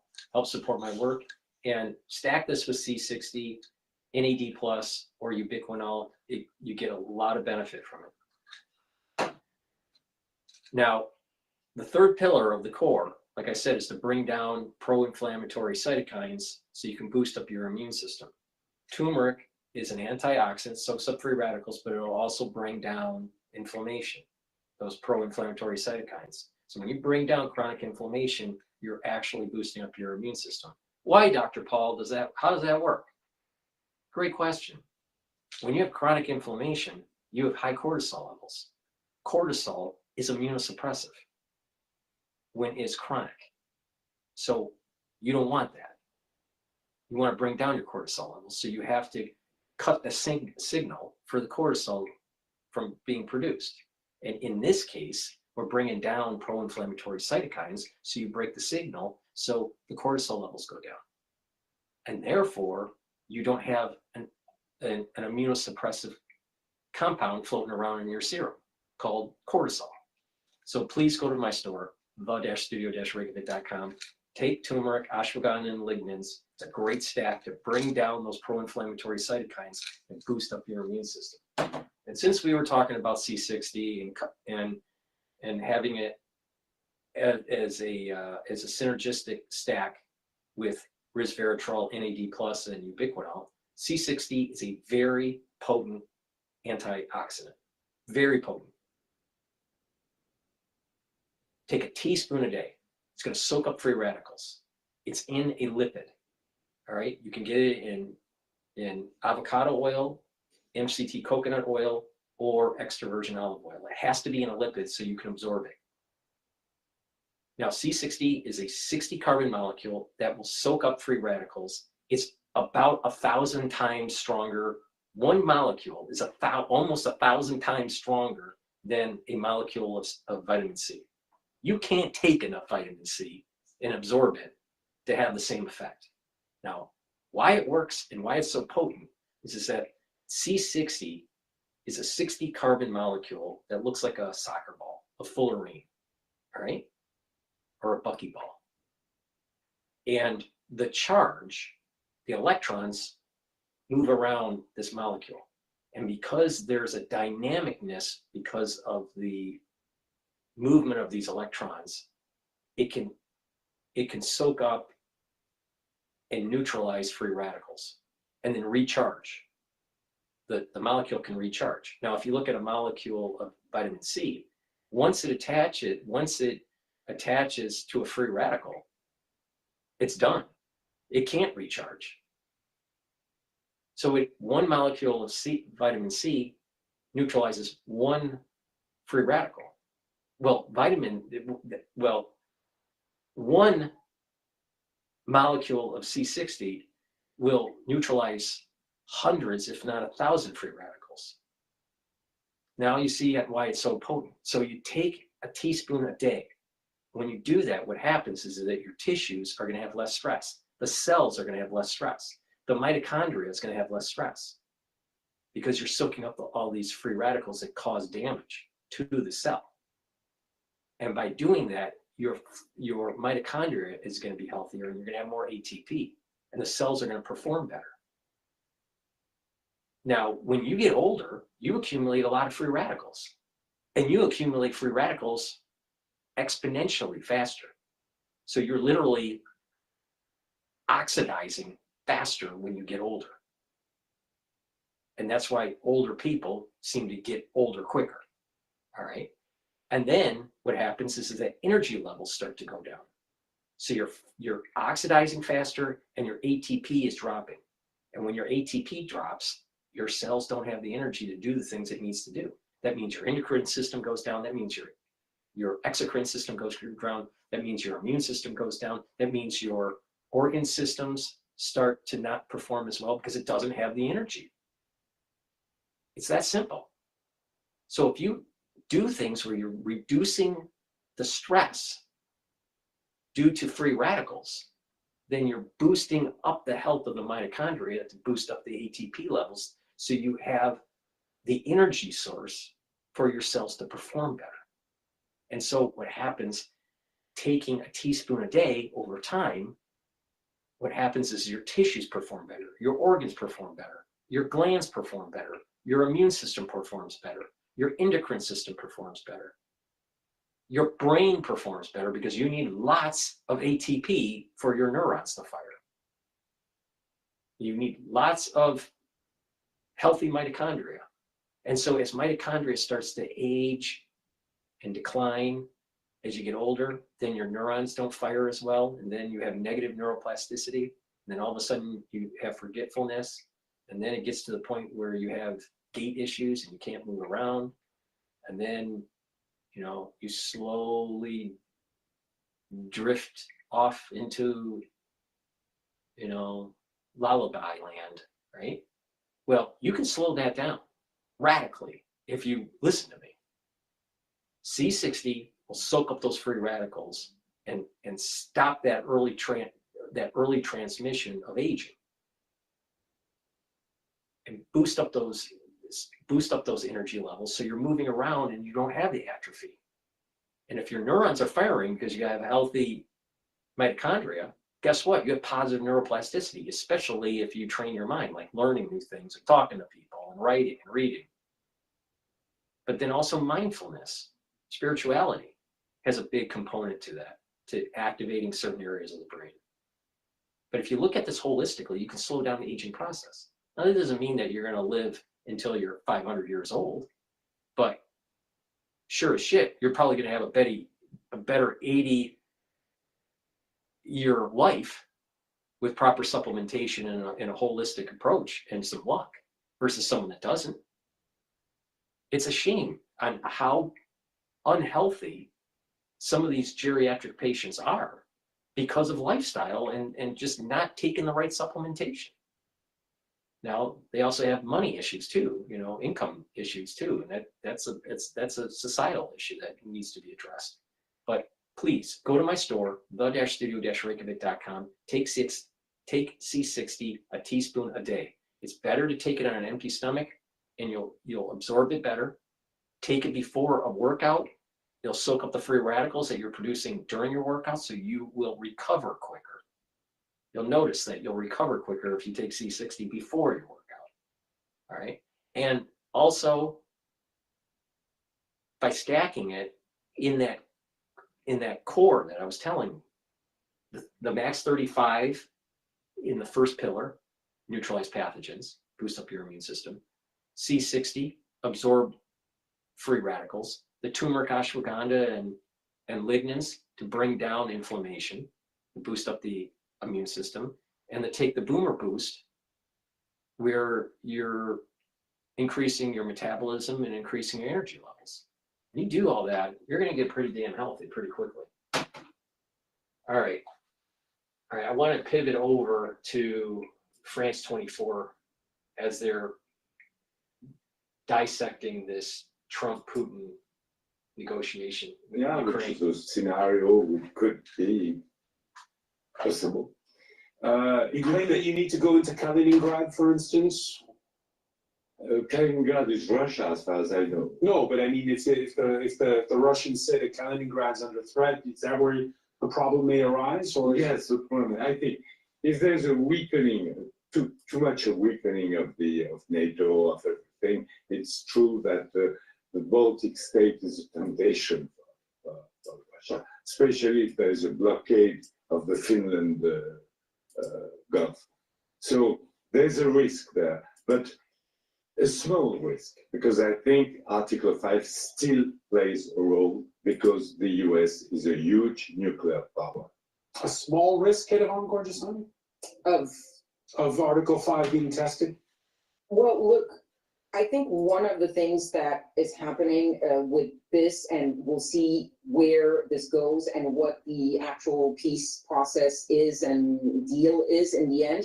But one of the worries, especially of the Europeans, is the emboldening of Vladimir Putin. I still hear to this day those who are saying, well, you know, Ukraine is specific because Russia, Ukraine, they have this history, as if he's going to be fine with 20% of Ukraine and he's going to stop there. All the Eastern European All states, these international gurus, probably coming from the Kennedy School over at Harvard, they're getting the obvious wrong. The obvious is both sides are exhausted. Ukraine needs further US support just to hold the line. And then Russia has a lot of, Putin especially, has a lot of issues domestically that he has to worry about. And they're exhausted with this whole fiasco. And he knows that he's not going to keep all the land that he took. He's going to have to give some of it away. And then Ukraine's going to have to just accept it. Now, I personally think how this all started was over many decades of bad strategic policy of expansion of NATO that signaled Russia that the Western powers are not as friendly as they could be. And we should have integrated our economies together instead of demonize. There's so many people at the Kennedy School, so many people at CSIS, so many people at, you know, at these think tanks and the CFR, where they have this perpetual Cold War mentality. Meanwhile, a new threat is emerging, actually two threats now.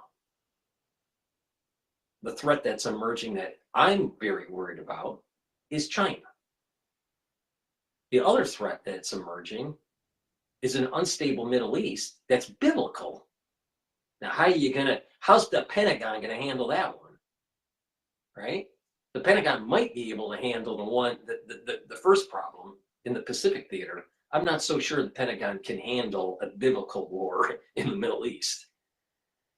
So with that in mind, both sides are exhausted. And I don't see Putin like taking this, for a couple of years, resting on his laurels and then all of a sudden ramping up warfare again. He's going to wind down. I mean, not that long ago, there was talk that maybe he would get assassinated. And I'm sure he's worried about that. I'm sure that he's worried of domestic instability. It can't be that stable if he has to import North Korean soldiers. So they're both exhausted. So they don't have that big of a hand to play against Trump. And Trump knows this. Now, what Putin has that Ukraine doesn't have is that Putin, with normalizing relations with the United States, is going to be able to integrate them back into the G20 and the G8, and stop this stupid BRICS stuff that's going on. Ukraine, on the other hand, has some, some serious rare earth metals that we need. But, Russia also has, an economy that can get integrated into the Western world and be prosperous and to rebuild and be a steward, for, in the Western world, right?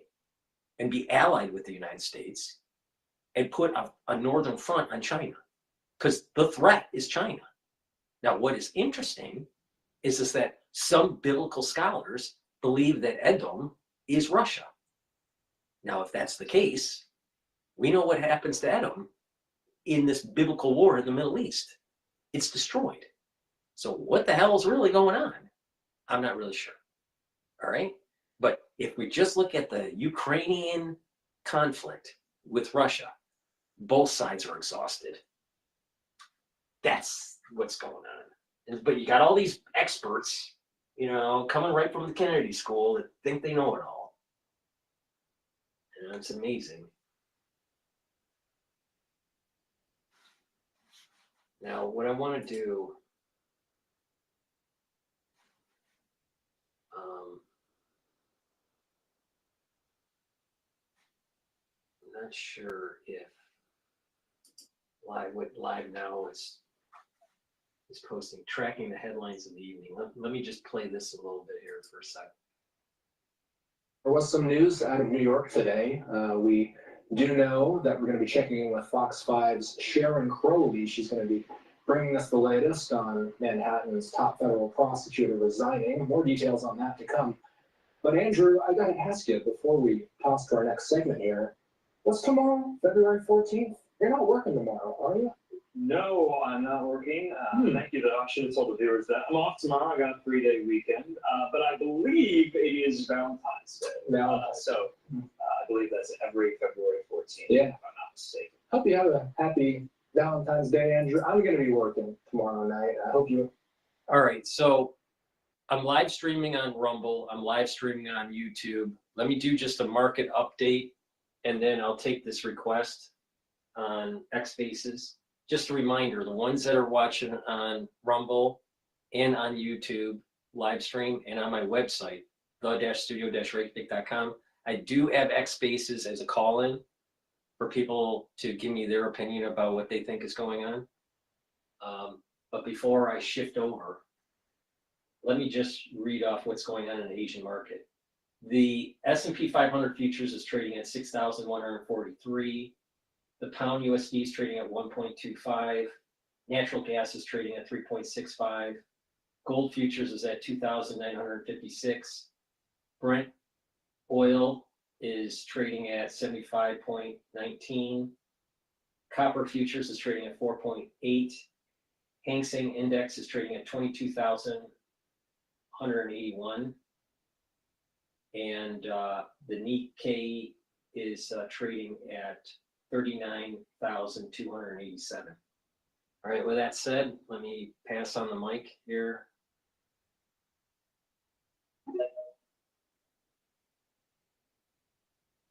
Hello?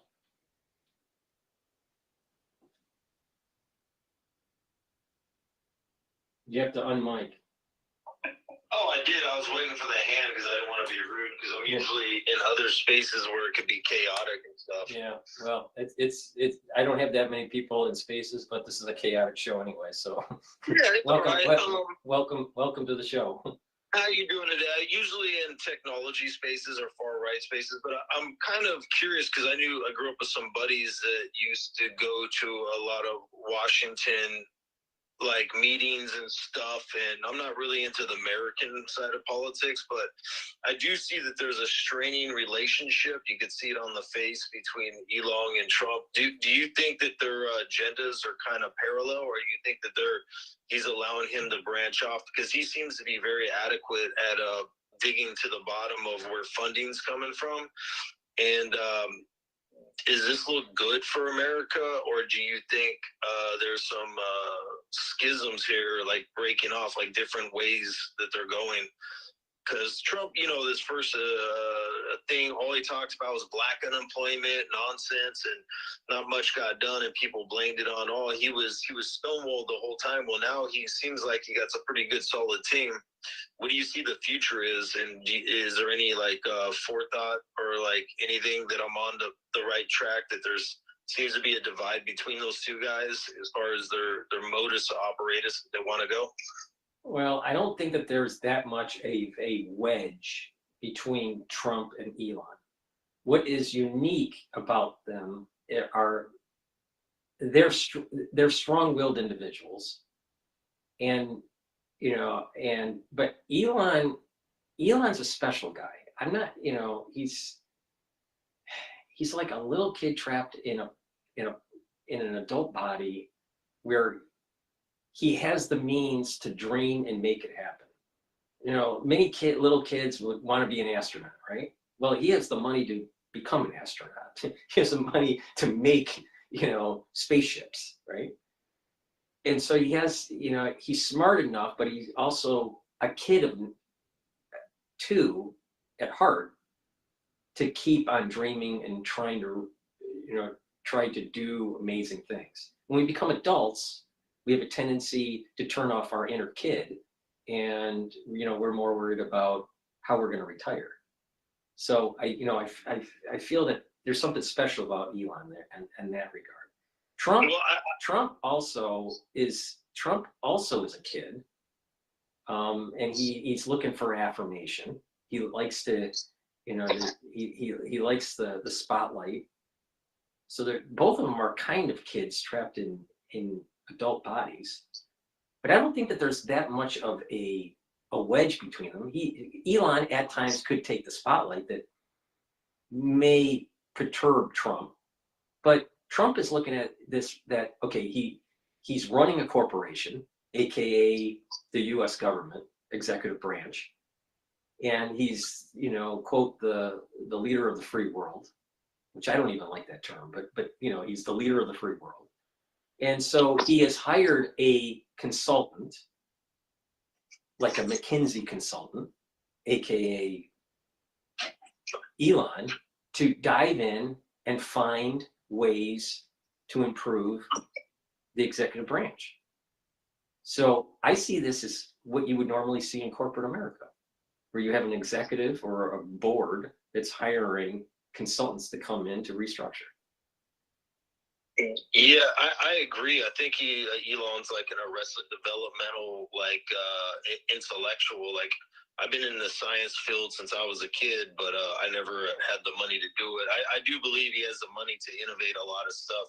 Some of these companies will spend fucking 30 years on one market ploy and never get it developed, and this fucking guy is doing it within like months. So I see the potential and the power of him. I wish. What I also noticed with Elon is he's been lucky enough to self-fund.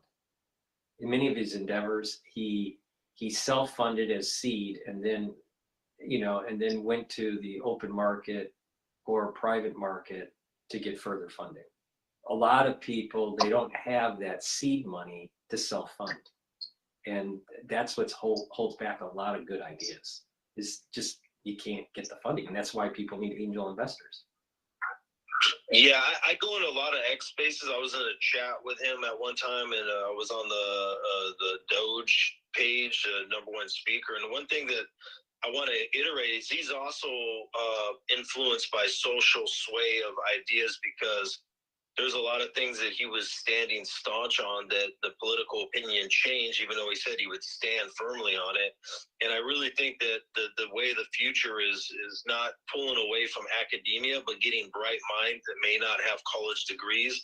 His best effort would to start like a think tank, like a college type school for innovative minds to go forward and think about some of the things that's been lost in free thinking in college courses and stuff. Mm-hmm. Mm-hmm. Well, this is sort of what Peter Thiel did. He was, he set up kind of an angel investor fund for people that wanted to pursue, their ideas and not pursue a typical college path. So, and you know, what's interesting is Peter Thiel and Elon, you know, we're partners with the whole PayPal thing. But yeah, Elon is we are living in a very special time.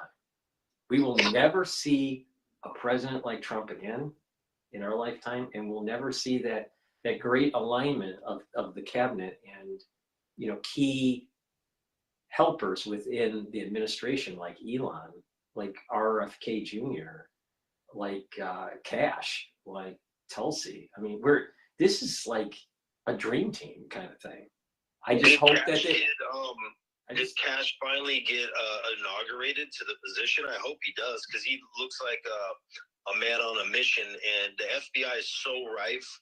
And I'm not going to bring any politics because I'm far right, and I know I've read the manifesto of like a lot of the names at the FBI, and they're one phenotype, and they seem to go after one certain group. So hopefully he can go in there and make it bipartisan and like get rid of that one slanted side the FBI has been since probably fucking 30 years, man. I mean, when they tell you that white America is more dangerous than terrorists, it kind of raises eyebrows. Right. My understanding today, the committee, the Senate hearing, elevated it to the floor to be discussed. So he's not confirmed yet, but he's moving through the process. Is there any more dream team guys that you would want? Because you seem very articulate and intelligent. I got to slow my speech down because I'm very hyper, and you know, people that from an older generation or work in academia or been around business talk slower, so I don't want to be like rude.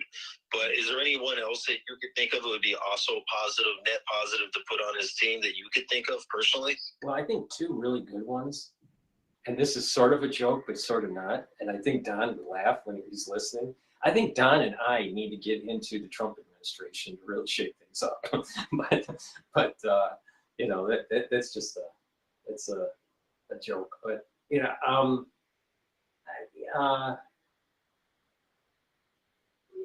I would really like. I am concerned about the future.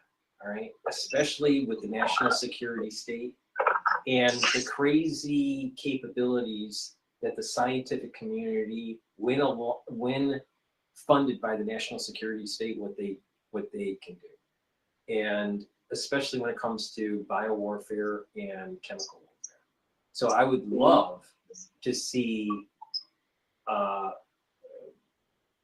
people pushing back on the national security state and truncating it. So these sorts of programs are hindered, and they don't create the weapon system that could literally destroy the planet. Well, the linchpin is that it's stopping hate speech laws and other suppressive speech, because they categorize that in conspiracy talk. When they used to talk about, you know, the spraying, the chemtrails of the skies, they called it fake till people hired independent scientists to collect data from it there. Then they go, oh yeah, we're just sunscreening the planet. So the major linchpin in all this is getting back to regular speech. There's no such thing as hate speech. Speech is speech, man. Unless you're threatening or posting imminent threat, everything should be open for discussion. There should be no censorship. And that's how they censor you when you start talking about, hey, there's this program opening up, and they'll be like, oh, that's conspiracy, that's a libel. And they use these hate speech laws as a linchpin and like a wedge to get in and silence people on all types of aspects. Mm-hmm. So those need to be attacked first before there could be open discussion, you know, because they said this is a free platform, but I even told Elon, I'm like, dude, I'm being censored. And a lot of people were saying it in the discussion with him. And he's like, well, listen, we said it was free or not free, but it should be free unless you're posting child porn, hate, murder, threatening. Everything else should be good to go, man. We're not here working on people's feelings, man. We're adults here. We don't need to be censored by big tech platforms, you know? But here's the problem, is that these platforms are also being viewed and populated by children.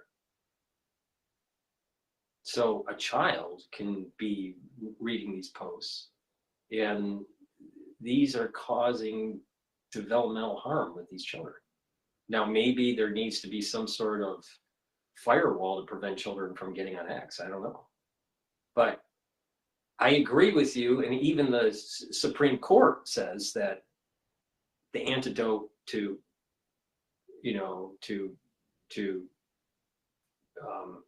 free speech is more free speech. But what I'm noticing with social media platforms is that I'm not sure, even with free, I am for the First Amendment and the Second Amendment and the Third Amendment and the Fourth Amendment, all the amendments, especially the First and Second Amendment. But I am noticing that social media has a tendency to not be the most positive that it could be. In a utopic world, these social media platforms, there wouldn't be hate. There wouldn't be people thinking about killing themselves because of what other people are posting about them.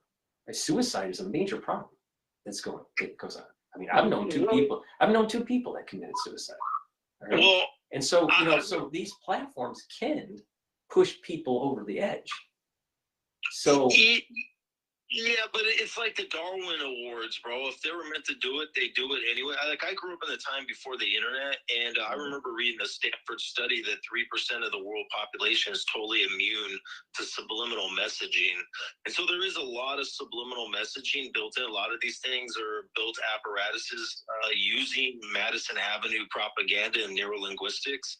And there's going to be people susceptible to this, but the pre-warning, and unfortunately, modern day platforms like this have gone out of as a novelty. They're becoming the mainstream media, the new public platform. When they do, they need to have public access free speech. If they're going to become the new news, because the old news has been so Cold War era controlled, then they need to also open up and have free, it's sad to say, but they don't teach civics no more. I don't even know what the Third Amendment is. You could ask me about ancient Sumeria and particle physics. I'm really smart with that, but I don't even know. And I'm a fucking American. That's the sad thing. They're not teaching this, and it's intentional too. Right. No, I see your point.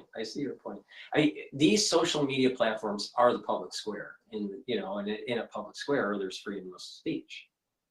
And so what happens is this platform is more of a utility or a public square than really some sort of private technology or a private corporation. So I'm with you on that, but I do think that social media and just the civility. See, if you elevate what you brought up over and beyond social media and just look at society in general, civility has really gone down. We have to be more civil. Yeah, freedom of speech, yes. But the thing is that when we lose ethics, when we lose that, what I call the affinity of God, country, and family, when we lose that, then we spiral down. People are willing to steal. People are willing to call people names. People are, will, do things that a just society and a society that has strong moral fiber wouldn't do. Like in New York, where I live, there's a lot of crime, and it's an erosion of civics and civility. But in New York, there's a lot of diversity, and you could teach this to India. India will never be Western civilization. There's more components than just teaching. And that's why you see a hallmark amongst the Western world unscathed by intruders or people that are non-phenotype. Some people are unconducive to this type of structure. This is a unique thing about Western civilization that built. People think America is built of a melting pot. No, this was built on Western principles, man. And when you get rid of the West, those people, you could bring as many as you want to wave flags. Culturally, they're not going to apply the same dynamics to it, and people need to understand that. That's why I think a lot of civic Nash people, they lost the picture there, man. Well, I agree with you because if you look at the inflows of migrants in Europe, especially in France or even in England, it's totally changing the dynamic of the society. So I agree with you, and you see this in certain pockets of the country where these inflows are happening. But then getting into a religious point of view here, India in general, based on Christian or Judaic thought, India is paganistic, and monotheism, warned us around that, paganism. So, that might be part of the problem. But I think that Don wanted to interject here.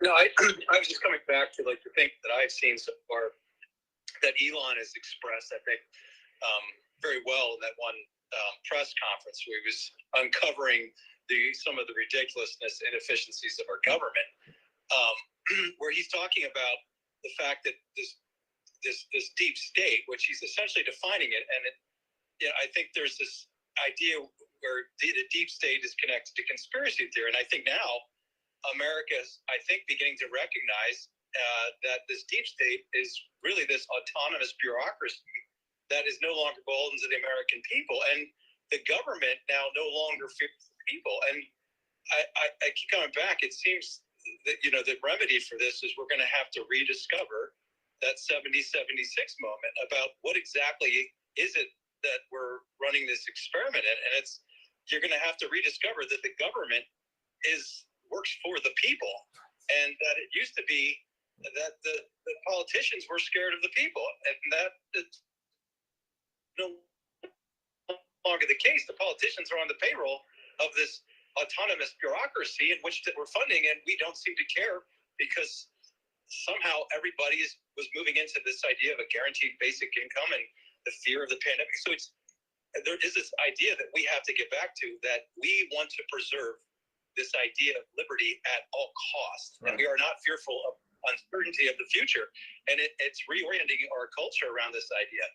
We do not fear the future because we are an industrious nation built on these principles, in which we protect liberty at all costs, and we know that by protecting that, we will always we will create prosperity. Right. And so that's one, and I think the other one is there has to get back to this healthy skepticism of government that's essentially been replaced with kowtowing to these credential authorities, and the fact that we think of prior to 9/11, Rumsfeld comes out, we can't find 2.3 trillion, and then guess what happens? We're off in the next endless wars of terrorism, which there's no answers. And then who do you blame? I think the first one, Assange is a person that probably will have to step back into the limelight because he was the one sort of sounding alarm bells, as was Snowden, saying this is a giant money laundering scheme. But the media refused because it looks like the media was on the take. That they weren't that fourth branch, that was protecting the rights by doing so. We have to get back to this media also doing its job in helping us, the citizens, make sure they have access to the truth. And I don't know if there's, again, a guarantee of that other than the citizens actively participating and wanting to know what the truth is. And it's been messy. It's messy right now because I think everybody's trying to find the answers. And we have a lot of different outlets, and we need to find new channels of truth. Right.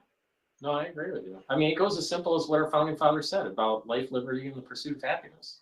It's that the simple. last thing I tell you, but you will find essentially, I think I told you before, because what ends up happening, and I do think I look at Trump, because what he's had to navigate in the case of you have to win in the courts, but you also, in a democracy, you got to win the court of public. So Trump is a master just from television and ratings, knowing what key demographic he has to capture in informational warfare.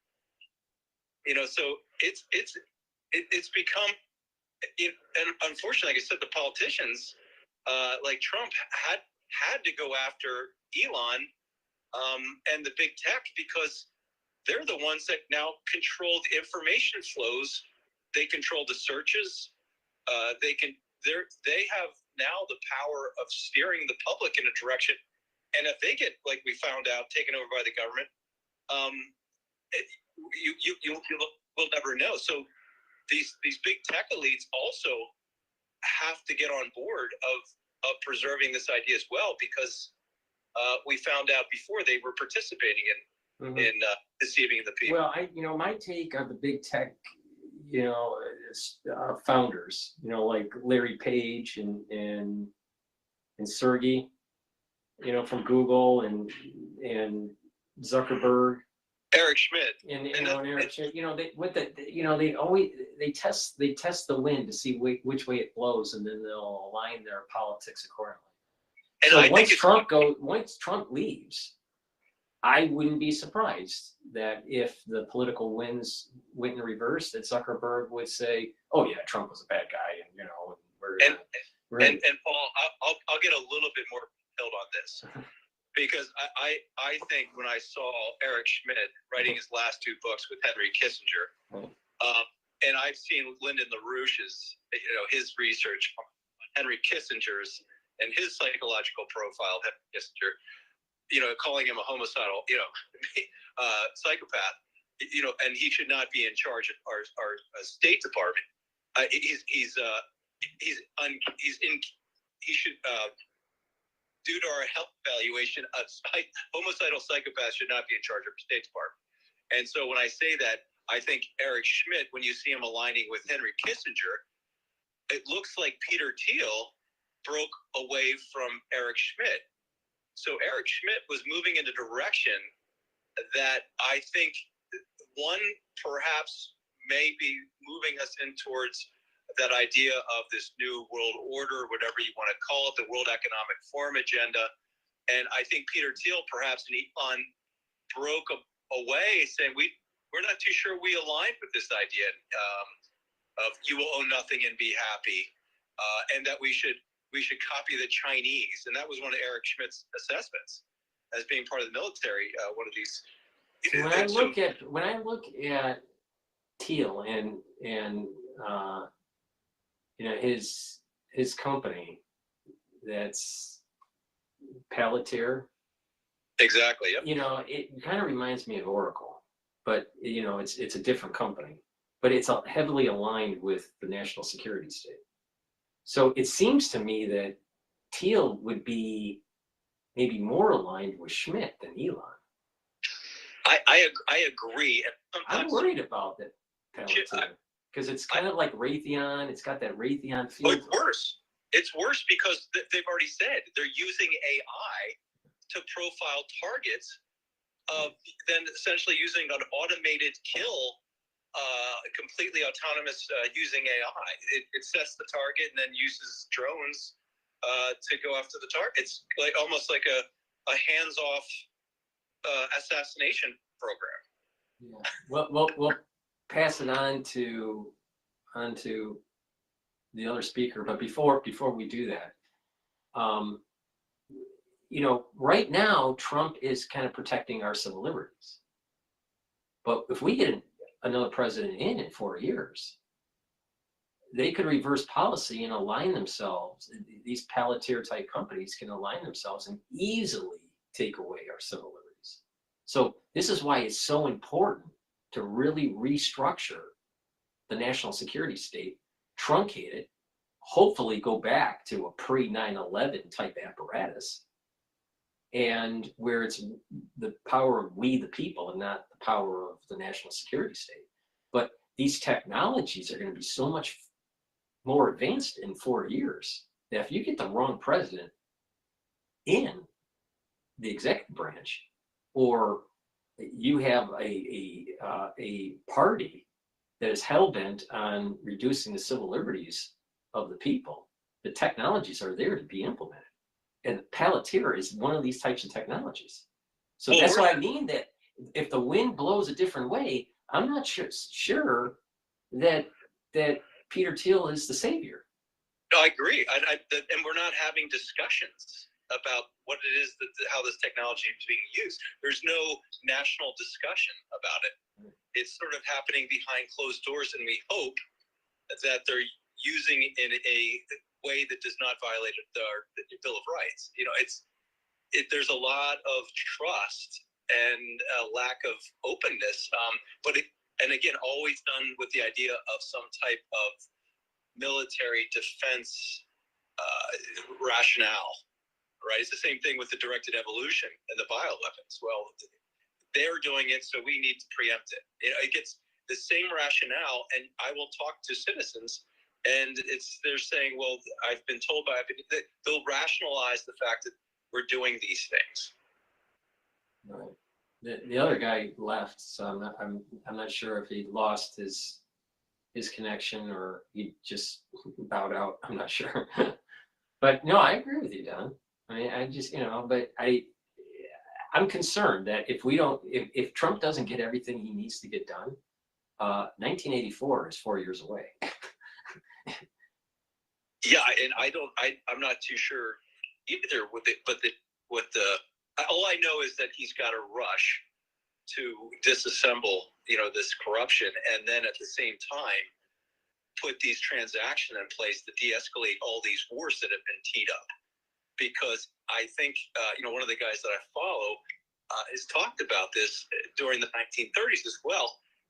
There's a coming summer debt crisis, and when this happens, the governments, which again end up trying to preserve themselves, they go to war. Why? Because it's the greatest distraction. So NATO is pushing for a war in Ukraine because Europe is toast. And so they will probably need some type of excuse. Otherwise, they may lose control of their power structure. Right. And that's the fear, that they'll try to create some type of false flag and lure the countries into another endless war, and they get to reset things under the idea like we had to do it, and we need to take these powers away from the people so that we can fight this enemy. And if Trump is in a rush right now, in my mind, he's got to de-escalate all of these wars, and that's why I said I'm hopeful, because Elon from the outset was trying to tweet about it. He didn't have as many followers with the power that he had, but he was saying, why aren't we negotiating a peace deal in Ukraine? And he took a lot of heat for it. And I think now, we're finding that the neocons are now got attached to the Democratic Party, and now trainees jump ship to back Kamala. So I think Bill Kristol, they're all supporting the Democratic Party. So they become the party of war, and now Trump, Elon, and his crew are the party, and the Republicans seem the party of peace. So if we and also I think we're talking about this. I call it like a catharsis, where we're going to deal possibly with these unanswered questions about the deaths of JFK, RFK, Martin Luther King, Malcolm X. We get to find out finally those deaths that put us on a trajectory of these endless wars and race wars and domestic tensions and violence, and we find those reasons. My concern then would be is how people might react if they find out who those actors were and wanting justice. Right. That would be the opposite. Right? Well, I mean, there's definitely that veil that was hiding the deep state. It's being lifted. We're just living in just really unique times. I mean, who would have thought? Since 1962, 1963 was when JFK was assassinated, that his nephew would be taking an oath in the Oval Office to be Secretary of HHS. I mean, we're living in just really amazing times that no one would have thought would have ever happened back then. And I still don't think, obviously, one person, Trump would never go up against, I would say, the deep state. And obviously, Chuck Schumer said that, like day one, he went to the CIA headquarters. And so he would not be going into this without some type of intelligence behind him.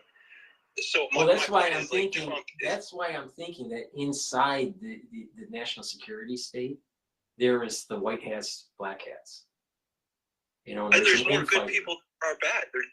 They're more good than there are bad. It's just these people are beholden to tech, and they probably get into a position where they took something. It was a Plumer or Plaza deal, and they have no ability or no way to whistleblow because they're unprotected, and a lot of people have been killed. So now we start offering path forward, and all of a sudden it's this giant catharsis. And as the dominant world power that's created a lot of the chaos around the world in these, you know, in our covert intelligence agencies, all of a sudden the world looks a lot different. Right. Well, I really, for me personally, you know, I was out of the country when 9/11 happened. I was on an automotive project in South Korea. And when I came back to the United States, so I saw the event kind of almost like an out-of-body experience. I was out of the country, seeing my country being attacked and not understanding fully why this was all happening. And it took like almost 2 months to like absorb it all. And I binge watched, you know, cable TV, watched hundreds of hours of CNN. And, you know, I kind of absorbed it and, you know, and didn't fully understand like what was really going on, but I knew it was big. And then as the years progressed and you know, the inside job kind of conspiracy kind of, you know, swelled in the United States, I started realizing that we are growing the national security state and that it's never going to shrink. They wanted emergency powers. They wanted more funding. Through technology, they ended up building an apparatus that we were warned not to go down in some novels that many Gen Xers were warned about in novels that we read in high school or in junior high. And remember your point about bioweapons. It was, you know, what does Saddam Hussein have? You know, he has where do you get the bioweapon from? Right. You know, and you find out that, you know, there's anthrax that were sent to the 2 senators, right? And so there was this anthrax vaccine that was being worked on, you know, Michigan State University, that ended up being, or, you know, it's just all there. It's just that nobody got the time, and they assume that media is investigating this, but because the media was kind of controlled, as we knew from Project Say Mockingbird, that the church committee in which you had Colby saying that, yeah, we do have CIA agents embedded in the media. You know, everybody knew all along. It's just nothing happened.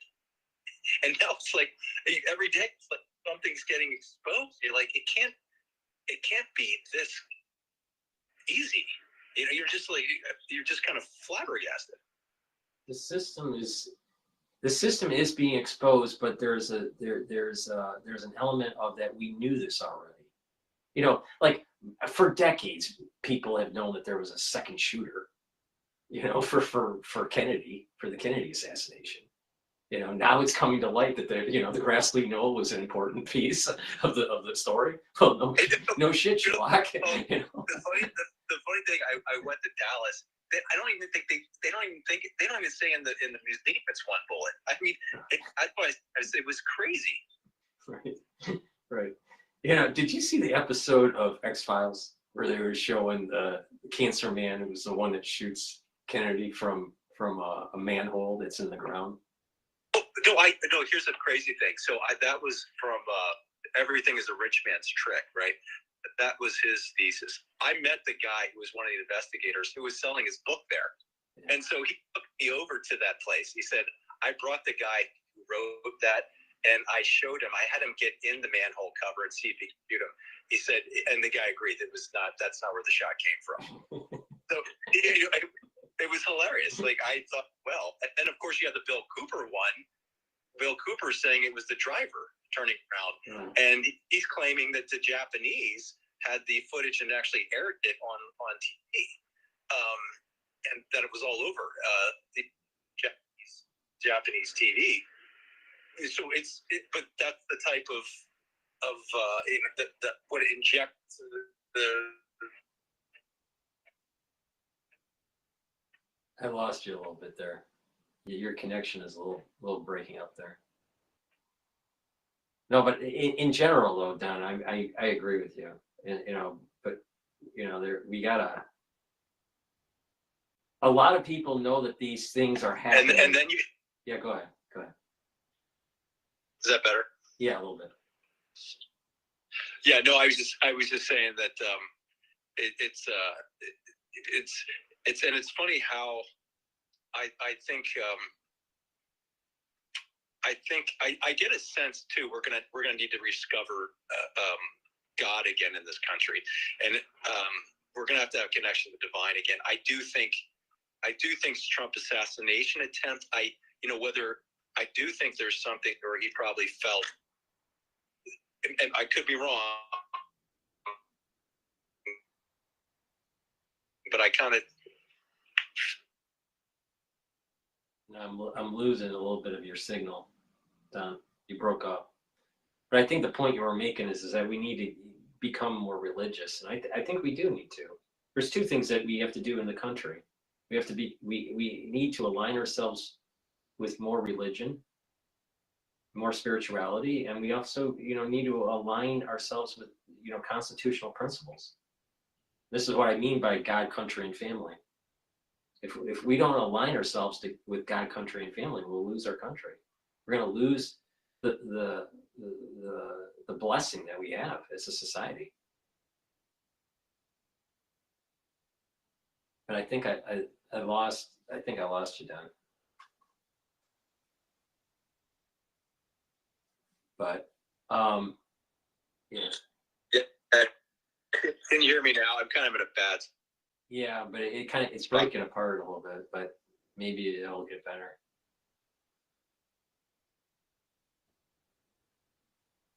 Yeah, it's kind of. You there? How about now? Yeah, it's a little bit better. Yeah. Yeah. No, I hear you. Like I said, I think like you said, we're gonna have 70, 76, and the discussions, like you were mentioning civics. What are we teaching in the schools regarding civics? What we've been teaching the schools has been DEI and ESG, and we've weaponized empathy versus some type of coherence to some type of logical structure that underpins, our experiment self-government. So, it's all been about weaponized empathy and I would a lack of logically constructed arguments. We've been stuck in climate change, right? These are the things that have been sort of, or what is a man and what is a woman? We've turned our attention to those, the shiny objects, versus looking up as to who these puppeteers that are trying to distract us and have been benefiting from this current rage power structure. Trump could do something that is it would be hilarious, but it would be beneficial for human health, for our health in the country. Do an executive order saying no chemtrails. And it would be so hilarious, and just the media asking questions, in the Oval Office after he signs that executive order. It would open up such a can of worms. I would love to see that happen. Well, the states that have done it, right? I think Tennessee banned them. Right, but just at the presidential level, so no more chemtrails. I agree. It would be another shiny object for them, the press, to be distracted by, and then he can do something else. And then 10 days later, everyone can see the blue sky. Yeah, I like I said, he's in and I keep coming back. Trump is a master. I think is that if you study Vince McMahon and the WWE Netflix series, you realize, like I said, most people want they want a heel, and the heel by the deep state was always Putin. That was the heel. or it was Iran, that's the heel.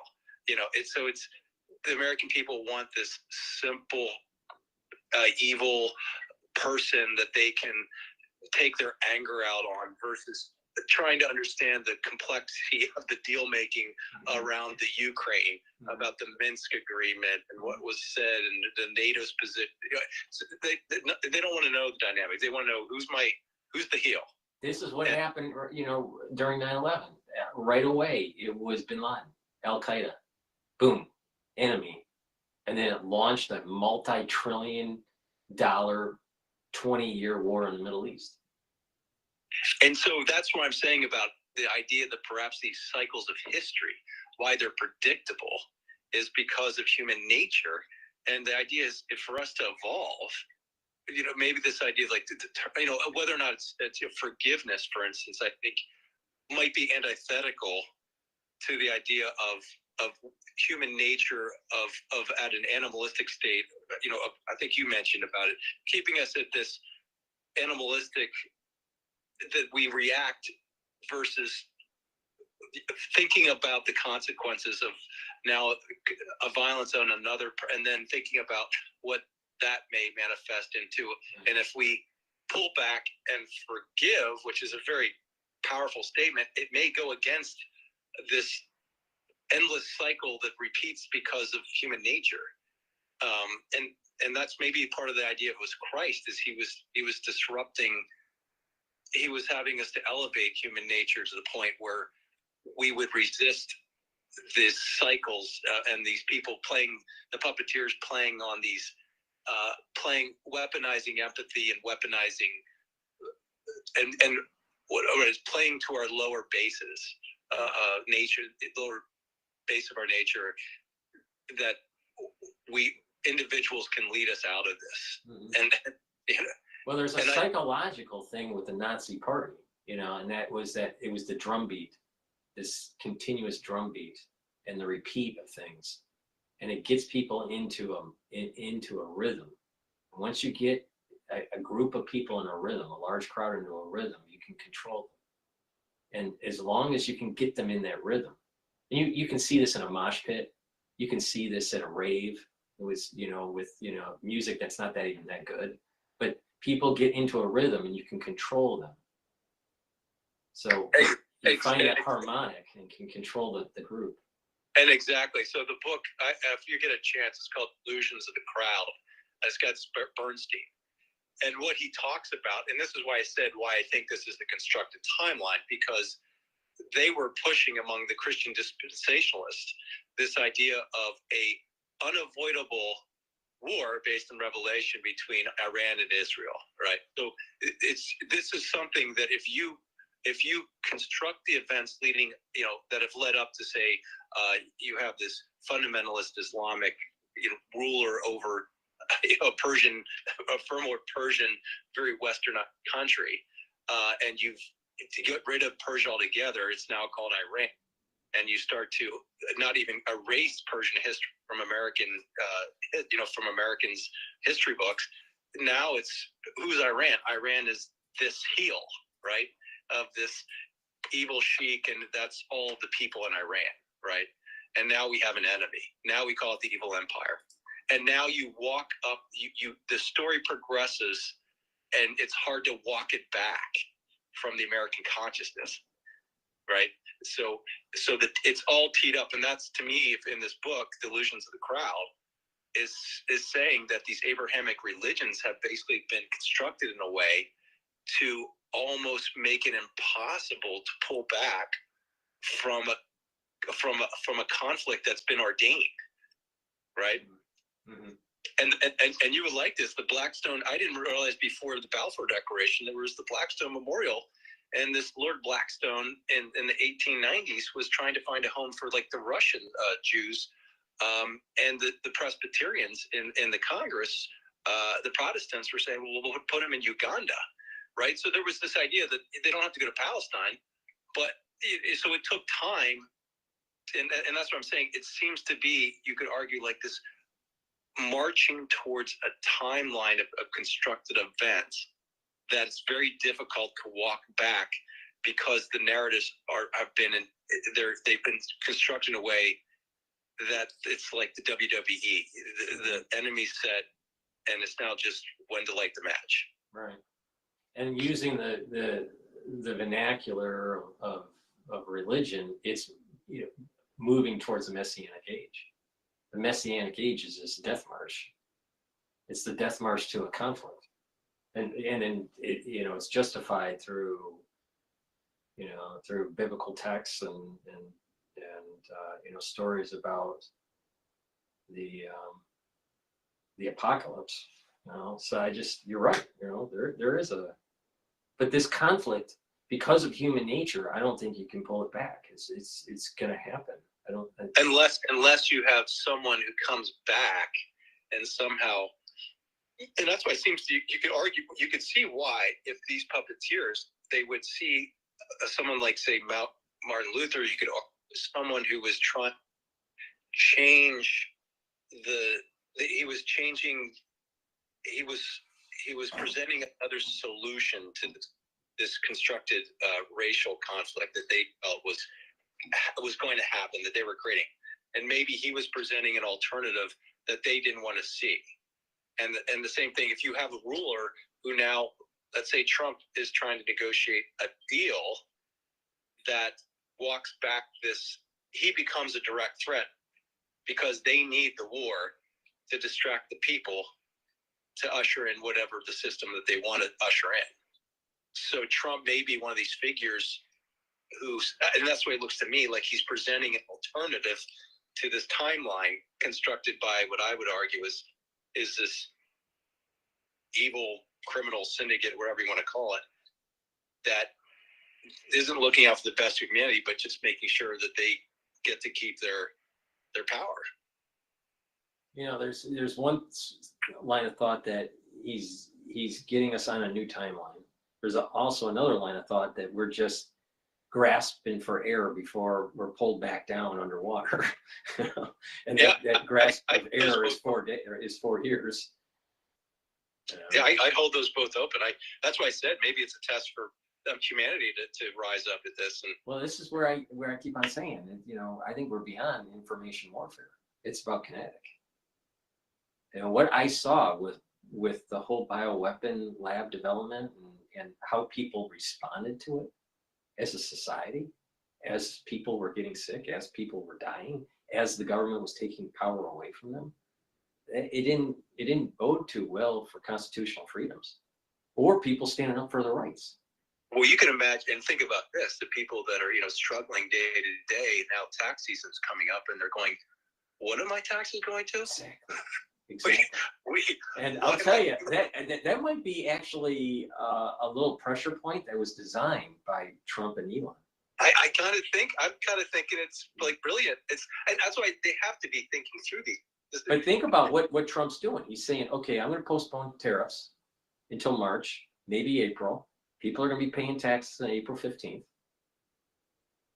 There's this investigation at the IRS. This is all going to shine in April. And I think the big one that he's talking about, they're closing the borders off, and they're going after the cartels and the criminal gangs. Uh-huh. I mean, they found that fentanyl plant in Vancouver. Well, we have we have the SEAL Team 6 and SEAL Team 1 and 2 and 3 and 4 and 7 and whatever, and we have Delta Force, and we have all these special forces and all this capability. You're telling me that we can't use Black Hawk helicopters and all that, and just knock out the cartels? And it is a military operation. Why? I mean, this should be like, we have video games that do this stuff. Why the hell don't we do it for real? That's what I say.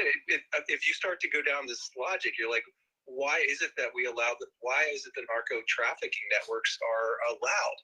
And then you go down that path of Klaus Barbie being exported out of Nazi Germany to Bolivia to work as security details for Suarez, who becomes basically probably the richest man in the world at the time, selling cocaine to the Medellin cartel. I mean, and then of course we know about Panama. We know about the cocaine flying through to Noriega as being it's all it's been allowed, and the question is who's been. Well, I think a benefited. big part of it is CIA black ops. I think that I think weapon and the drug running is black operations. Exactly. So, and it was rationalized to say we need to overthrow these governments. We can't get congressional, funding for it. They would never allow it, and so therefore we need. It will justify it. And it's not by accident. I don't think it's by. I don't think it was by accident that Bill Clinton became the president right after Bush Sr. because of Arkansas, him being the governor of Arkansas, and that's where the drugs were coming through. It's the Mena, Arkansas airport. I think it's all there. The Mena, Arkansas. He was governor. He was head of the state. Yeah. So election impropriety was probably going all the way back to 1992. Oh, the election impropriety went back to Kennedy in Chicago. Well, that's true. That's true. With the father buying. It's been going on for a while. Yeah. With the mob. The mob is a key player in it. They were in Philadelphia. I think you're going to find. So it's just, but this is that's the game. This is what it is. Do you remember the story? There was one guy that had paid this. I think this was when Bush was running against Kerry. So it was his second term. And there was some guy that I believe had papers on Kerry or I think it was on Bush. And someone broke into his house and stole the papers. They were supposed to show some corruption. You remember that story? I believe it was in the South. Yeah, there's a good book, and I don't know. Like I said, this guy Skolnick, and I think he was really his book. I think it's Overthrow of the Republic. But he even talks about there was a bunch of military people that were going to arrest Clinton for treason, and they all essentially end up, dead in some type of plane crash. Right. And that's why I said I can't believe that if it's the military and they're seeing, these things going on, that there wouldn't be a group in there thinking, how the heck are we going to do this? Because it can't be done purely by a military, because the people would think that that's like we're going to be losing our constitution. So it's like this. You have to get the people to want. The people need to want it to take the country back. The problem is and I saw this during COVID. People just have they have cognitive dissonance. It's hard to move them, even when there is an existential threat on them. There is a tendency to try to find ways to not believe what's happening.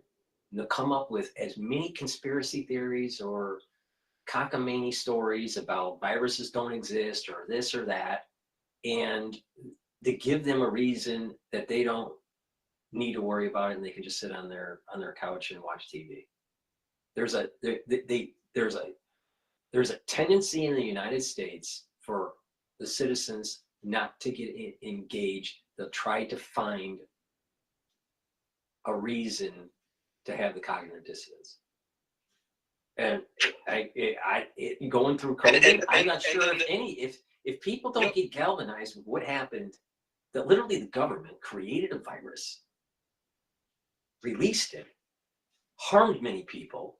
Then there was, an inoculation program, and they were literally, while this novel virus was spreading, found emergency powers and tried to, do all these things like vaccine passports and curtailing of people's freedoms with shelter in place and, move towards a digital currency. There were lots of things that were taking place. If it was just a random, novel virus that was zoonotic, none of these other provisions would have been ramped up so quickly through HHS. So it was all planned to roll out to take away freedoms. And people didn't fight back. But because again, it was so complex. You have people like yourself trying to articulate the problem, and here's what. But there was too much science involved. Yeah, but that's why I kept on saying that this was the Bio-Patriot Act, to make the connection between, look at all the civil liberties that were taken away and how the national security state grew with 9/11, and then project that with what's going on with the virus release. So we had a BioPatriot Act. It just wasn't called the BioPatriot Act, but we all lived through it. All those civil liberties that were curtailed, that's a BioPatriot Act. And the afterglow of it is we're living through right now. But people are fighting. The one thing there's something about, I don't know if the Tocqueville saw this as there was something about security in crowds, people were tending not to take a position. It's like if you're on a board of directors, for instance, and everybody knows what's good, but they don't want to. You have to get the first person to step up to say what the truth. Or it gets even worse. They bring in a consultant to tell them what they already know, to give them cover. Yeah.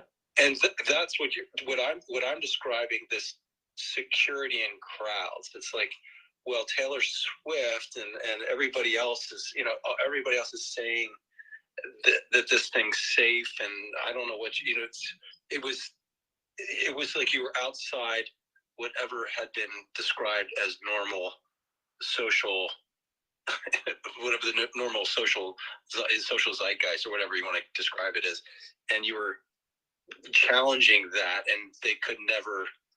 They didn't want to be part of the. They just want to be part of the whatever the good crowd, the well-liked crowd. The in crowd, yeah. The in crowd. Right. The cool kids crowd. Yeah. But yeah, so, I don't know how to galvanize people to do things to protect their constitutional freedoms. I thought that what we went through with COVID would have done it. I would think that, over 1 million people just, dying from the crisis would have done it. All the people that were injured because of the inoculation would have done it. But so is it taxes? Is it taxes that makes, at some point, that's what it is? It's taxes. Maybe. Plus, and you create the deal. Trump and Elon are creating the heel for the American people, and it's good. It's look where all your taxpayer money's gone.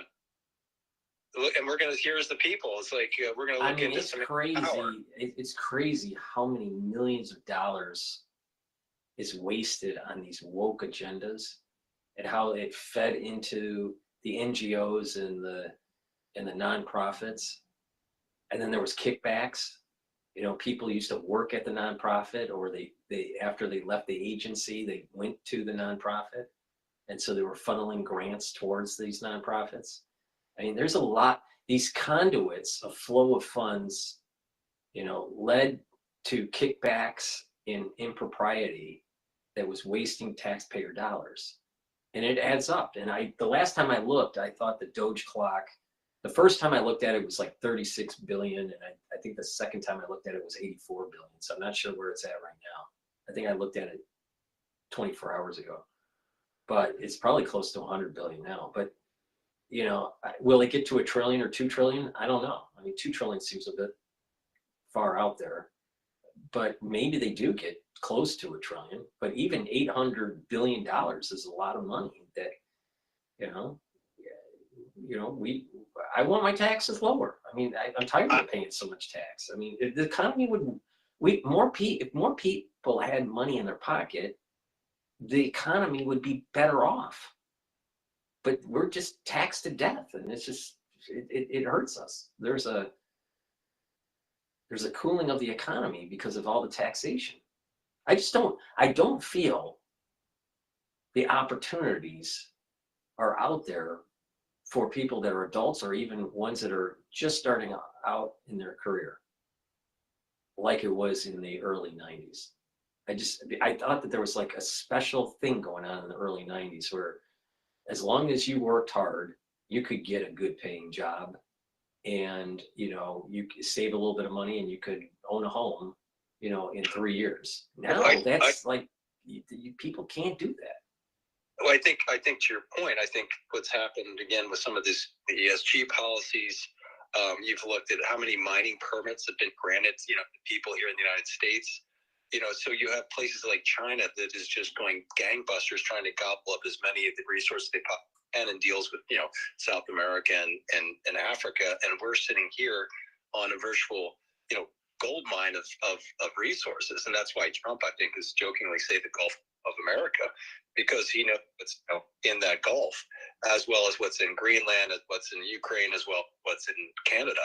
I mean, there's no reason this Western Hemisphere, which the Monroe Doctrine, which is what they try to do, is only trade with those and keep out of foreign entanglements, that can become a reality. We're really getting back to the founding fathers again.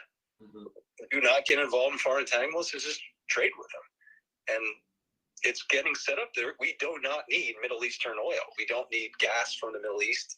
And we talking about nuclear reactors or whatever the new ones, we haven't built one in a long time. And you probably have China starting to massively, invest in nuclear infrastructure. So it's all there. And I think if he's successful at creating sort of this Western Hemisphere trading region, there's the entanglements kind of we're not beholden to the Middle East anymore. It no longer serves at you don't have to. There's no reason for it anymore. Right. And I was just talking before, is like, you look at the Ukraine, what happens with, they blow up the Nord Stream 2, you have the Burisma scandal, you got the Syria war with the pipelines going to Europe. You could overlay where all these supply chain lines are, and who's going to benefit from the blowing up of Nord Stream 2, and who's going to benefit from throwing the pipelines into Syria.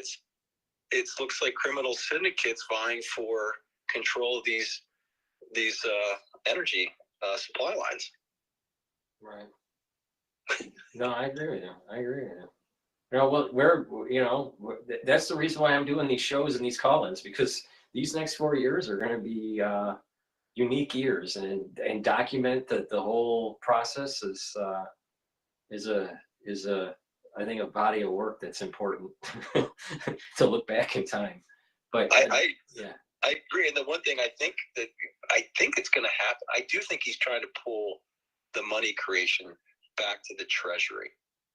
I think that's, when I was doing some of my research for my Ph.D., right after I finished my Ph.D., I was looking at doing some research with algorithms that would take POS information, so point of sale information, real time, and have the Federal Reserve automatically adjust the money supply based on what currency was needed.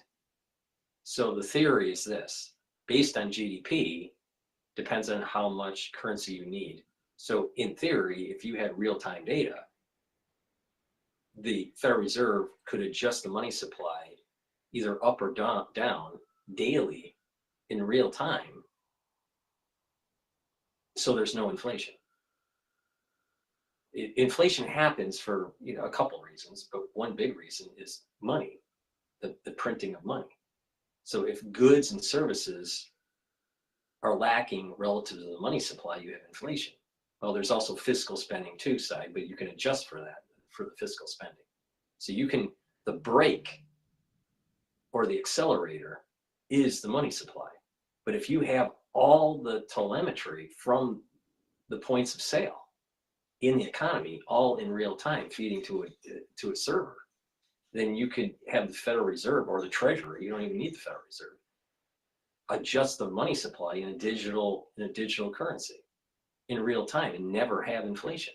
Now you add in, when I was doing this was back in 2015, so it was more based on machine learning, this concept. But the thing is with artificial intelligence, it just is another layer of complexity and speed, where you can have the Treasury Department using, I don't know, ChatGPT 03.7 or whatever it is, right? And it could just adjust the money supply to guarantee no inflation in real time. And there is no Fed announcement, no price adjustment, no need for these market perturbations because of Fed policy. almost probably something Milton Friedman had suggested. But with digital currency, right, and blockchain, and being able to track all transactions in real time with AI, this seems very doable now. It's not out of the realm of possibility. 10 years ago, it was it was more of a theoretical, but now it's not theoretical. This is all very doable. Well, the other thing I found is I do think that, and this guy Martin Armstrong just presented an argument that essentially when they were allowed to post e-bonds as collateral, you basically money became debt that paid interest. And meaning it was supposed to be with debt creation, the money creation through debt, that would become a restrictor on the money creation. But when they started to be able to post, he's making the statement that went away. So there is no restriction anymore. And it's now at this point, if it's just money's become debt that pays interest, then why does the Treasury just print it directly at this point?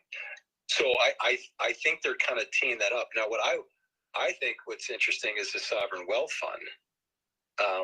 Yeah, I'm like, a piece of me is saying, well, I believe in free markets, and I don't want the government to be owning assets and the Treasury owning. The way I'm understanding this is that the Treasury would own assets. Now, there is a pseudo version of this already where DARPA puts money into companies as like a seed investor.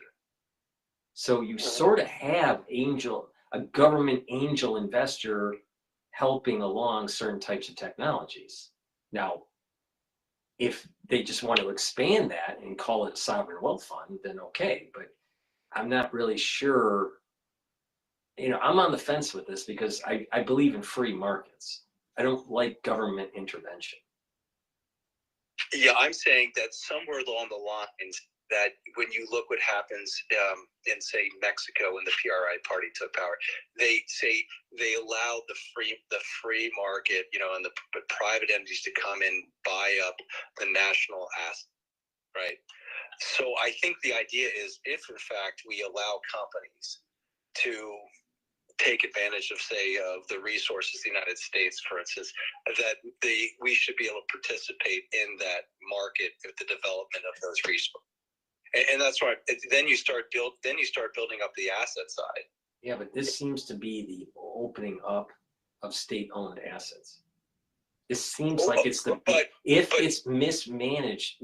Because remember, what's the trajectory outside of the whole Trump phenomena?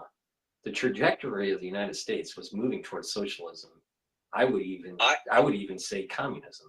I think there's an idea. If you have a sovereign wealth fund in a treasury that's opening up the door to state ownership, then now this is what Ayn Rand was warning us in Atlas Shrugged.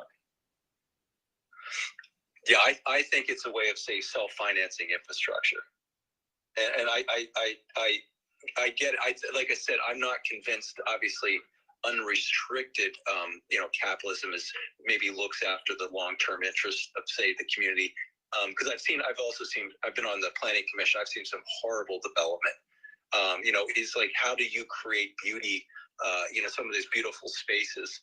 Some of those have been where you've had a little bit of social interference and make sure that maybe you have to subsidize a park or you have to subsidize the architecture because an investor may only try to maximize their short-term profitability versus the long-term aesthetics of the community, which have a major impact on the health of that community. See, with the sovereign wealth fund, though, it's going to have ownership within these projects.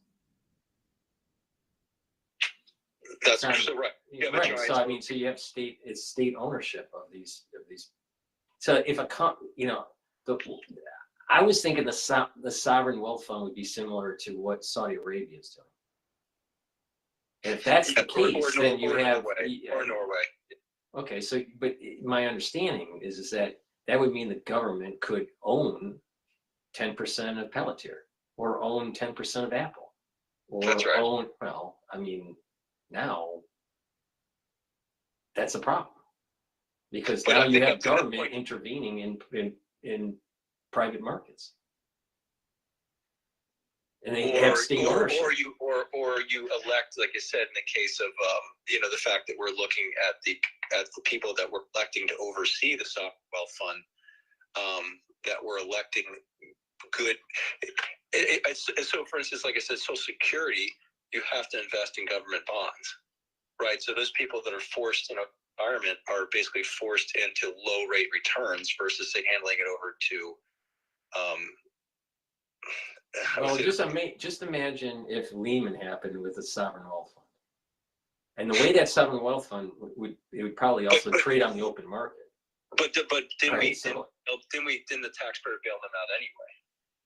Well, yeah, but You know what I'm it's saying? almost like Fannie Mae and Freddie Mac, but like bigger. It's not in mortgages; it's in ownership of companies. If you play out the different scenarios, if there is an illiquid market that is where there's a major crash, not a correction, but a crash like Lehman, all right, 100-year event or even 50-year event, what happens to that? How's that sovereign wealth fund managed? What is the ramifications in the treasury? What's the ownership? Can the sovereign wealth fund have veto power, own enough of the company where it actually controls the company? Are there going to be restrictions where it can have only 2 or 3 or 4% of a company? Without understanding the details of this, it seems like the investor class, the institutional investor class, potentially could win big on this, because you would know where the government is moving the money. And if you know where the money is being moved before it's moved, then you can move and invest in those companies, and boom, you have an increase in asset share price, right? So, it's almost like there a lot of people could game the system. So how do you prevent people gaming the system? You got this is exactly what Nancy Pelosi was doing in Congress. So I'm not sure. I see some benefits of a sovereign wealth fund. I get, there's some benefit, but if you play out the different scenarios, if certain things happen and the bloating of government bureaucracy, it just seems as though corruption would just manifest itself within the sovereign wealth fund. It just doesn't sound like free market capitalism. It sounds like communism. Yeah, and what I've seen is, I think I've also seen the idea of, I don't even like to say capitalism, because it's just a mechanism of exchange of goods. People inputs, outputs, and people have certain desires of consumption, and they choose to. So the system itself is, I always call it, it's a network that you just, but it can be manipulated, like you're talking. You can manipulate the inputs. You could manipulate the mindset of the buyers, and then you could also manipulate the back end of the supply, and create monopolistic positions, say through like you're mentioning, say legal. And then people will say, well, there's a shortfall of Social Security, so let's move 10% of the Social Security fund into the sovereign wealth fund, because it has a higher rate of return, but not paying attention to the standard deviation, right? And over time, let's say there's a big group of people starting to retire, and there's going to be outlays from the sovereign wealth fund, and people are pulling their Social Security, and they're checking out of the workforce, and then all of a sudden there is a drop in the market, and volatility starts to increase, and the sovereign wealth fund isn't having the same returns as the last 5 years. And then all of a sudden, there's a crash, right? If you have a lot of people retiring all at once, a lot of people selling homes all at once, if you have a lot of people exiting the market all at once, even if it's for retirement, there's going to be a market crash. So this sovereign wealth fund is setting up for other administrations to say, well, We have a Social Security problem. It's underfunded. We got the sovereign wealth fund that's returning 12% returns. Well, let's just move it over. I mean, people want to already invest to, I think, you know, the discussions were 2 to 3% of your Social Security to go into the market. Well, yeah, you could earn a little bit more, but the average person isn't going to make that much. But the risk to lose is much higher. I think the average person should have a no-risk retirement through Social Security is a better option than the potentiality of earning a little bit more money on 3% of your Social Security. But you could lose half of it, half of that 3%. So I'm not really sure that's a good deal. And I'm saying, but who's going to win is who's going to win is not yeah. the drawer of Social Security, not the retiree. Who's going to win is the one that's managing the money. This is like a class action. It's the same issue with class action lawsuits. The people that are harmed don't get that much because there's so many people that are harmed, but the lawyers make a ton of money. So why would we want to enrich the institutional investor, the institutional manager of these funds versus the ones that are actually really taking the risk? So I have an aversion for this. I can see that there's some benefit, but in the wrong hands, this thing could get out of control. Right, but I'm saying if you could say that the Social Security system is socialist, right? So the idea is you would want to privatize the retirements because there is no guaranteed future. Yeah, but here's the problem: is that I paid into a system for many years that actually supported the previous generation. So the generation after me is supposed to support my generation. That's the way it's. We don't pay into our Social Security. We pay into the previous generation Social Security payments. So, which is government bonds. Well, yeah, I mean, well, yeah, but well, I mean, we are charged through our salary, right? Everyone is charged Social Security tax, so we pay into Social Security, but that payment isn't for us. It's for in my case, it's for my parents' generation, the baby boomers. Gen X is paying for baby boomers. Gen Y will be paying for Gen X. So there is no such thing as I paid into for my Social Security. I paid into the baby boomer Social Security. The next generation, right, the Y generation, is paying in for the X generation. So no one pays in for their Social Security. It's another generation that pays for their Social Security. It's always lagged. So it's essentially a Ponzi scheme. Well, yeah. And then add insult to injury, the government took those funds and spent it in a war. And that was the whole idea of the lockbox by Gore. Put the Social Security in a lockbox to make sure that it's protected. That's not overspent. But what the government did was an IOU because it had a never-ending war in the Middle East because of 9/11. So this is another reason why the national security state needs to be truncated, because they destroyed Social Security, because they borrowed Social Security to pay for a never-ending war. They didn't even win. So what they did was now they have to issue bonds to be able to pay the IOU. They don't have the money to fill it back up.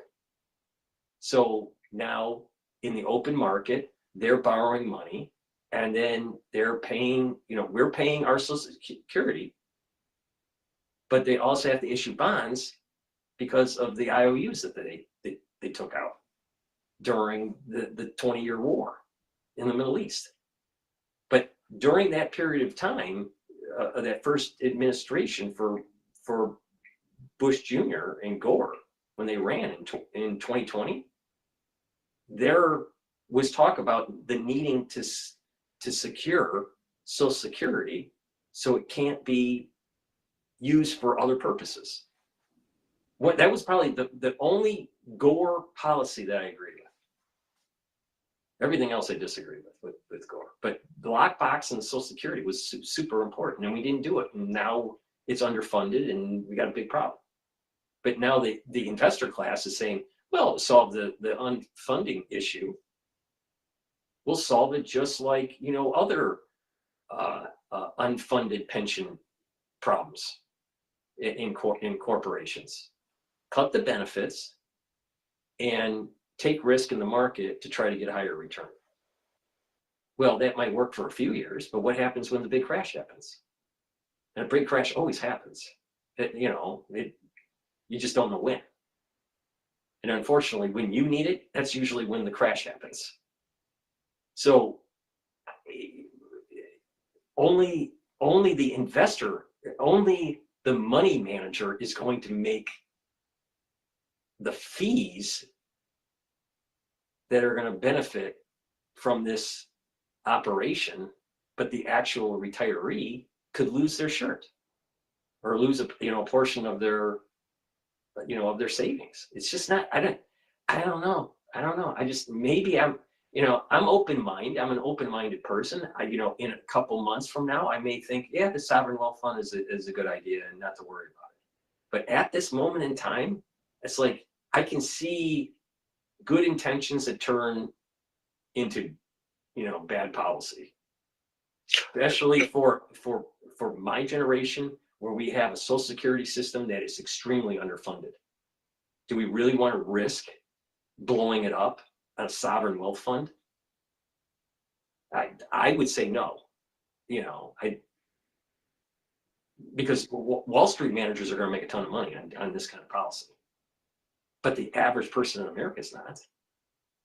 And just think about what happened with Lehman, where people are saving and saving and saving for 30 years, right? And they're about to check out of the workforce, and Lehman happens, and their 401ks, even though they did everything right, they saved money and they didn't take the vacations and blah, blah, blah, right? And they have half their 401k turned into a 201k because of bad policy, bad, bank regulation policy, financial engineering and everything. This sounds like sovereign wealth fund is kind of like almost like financial engineering 2.0 here. It's scary. The potential for failure, if in the wrong hands, could be devastating. But I don't think it would be under the Trump administration. It would be somewhat benign under the Trump administration. But when another administration comes in, how do we know that they're going to borrow from the fund? There's going to be an IOU, and then they're going to, issue some sort of derivative instrument to backfill the borrowing, and something blows up.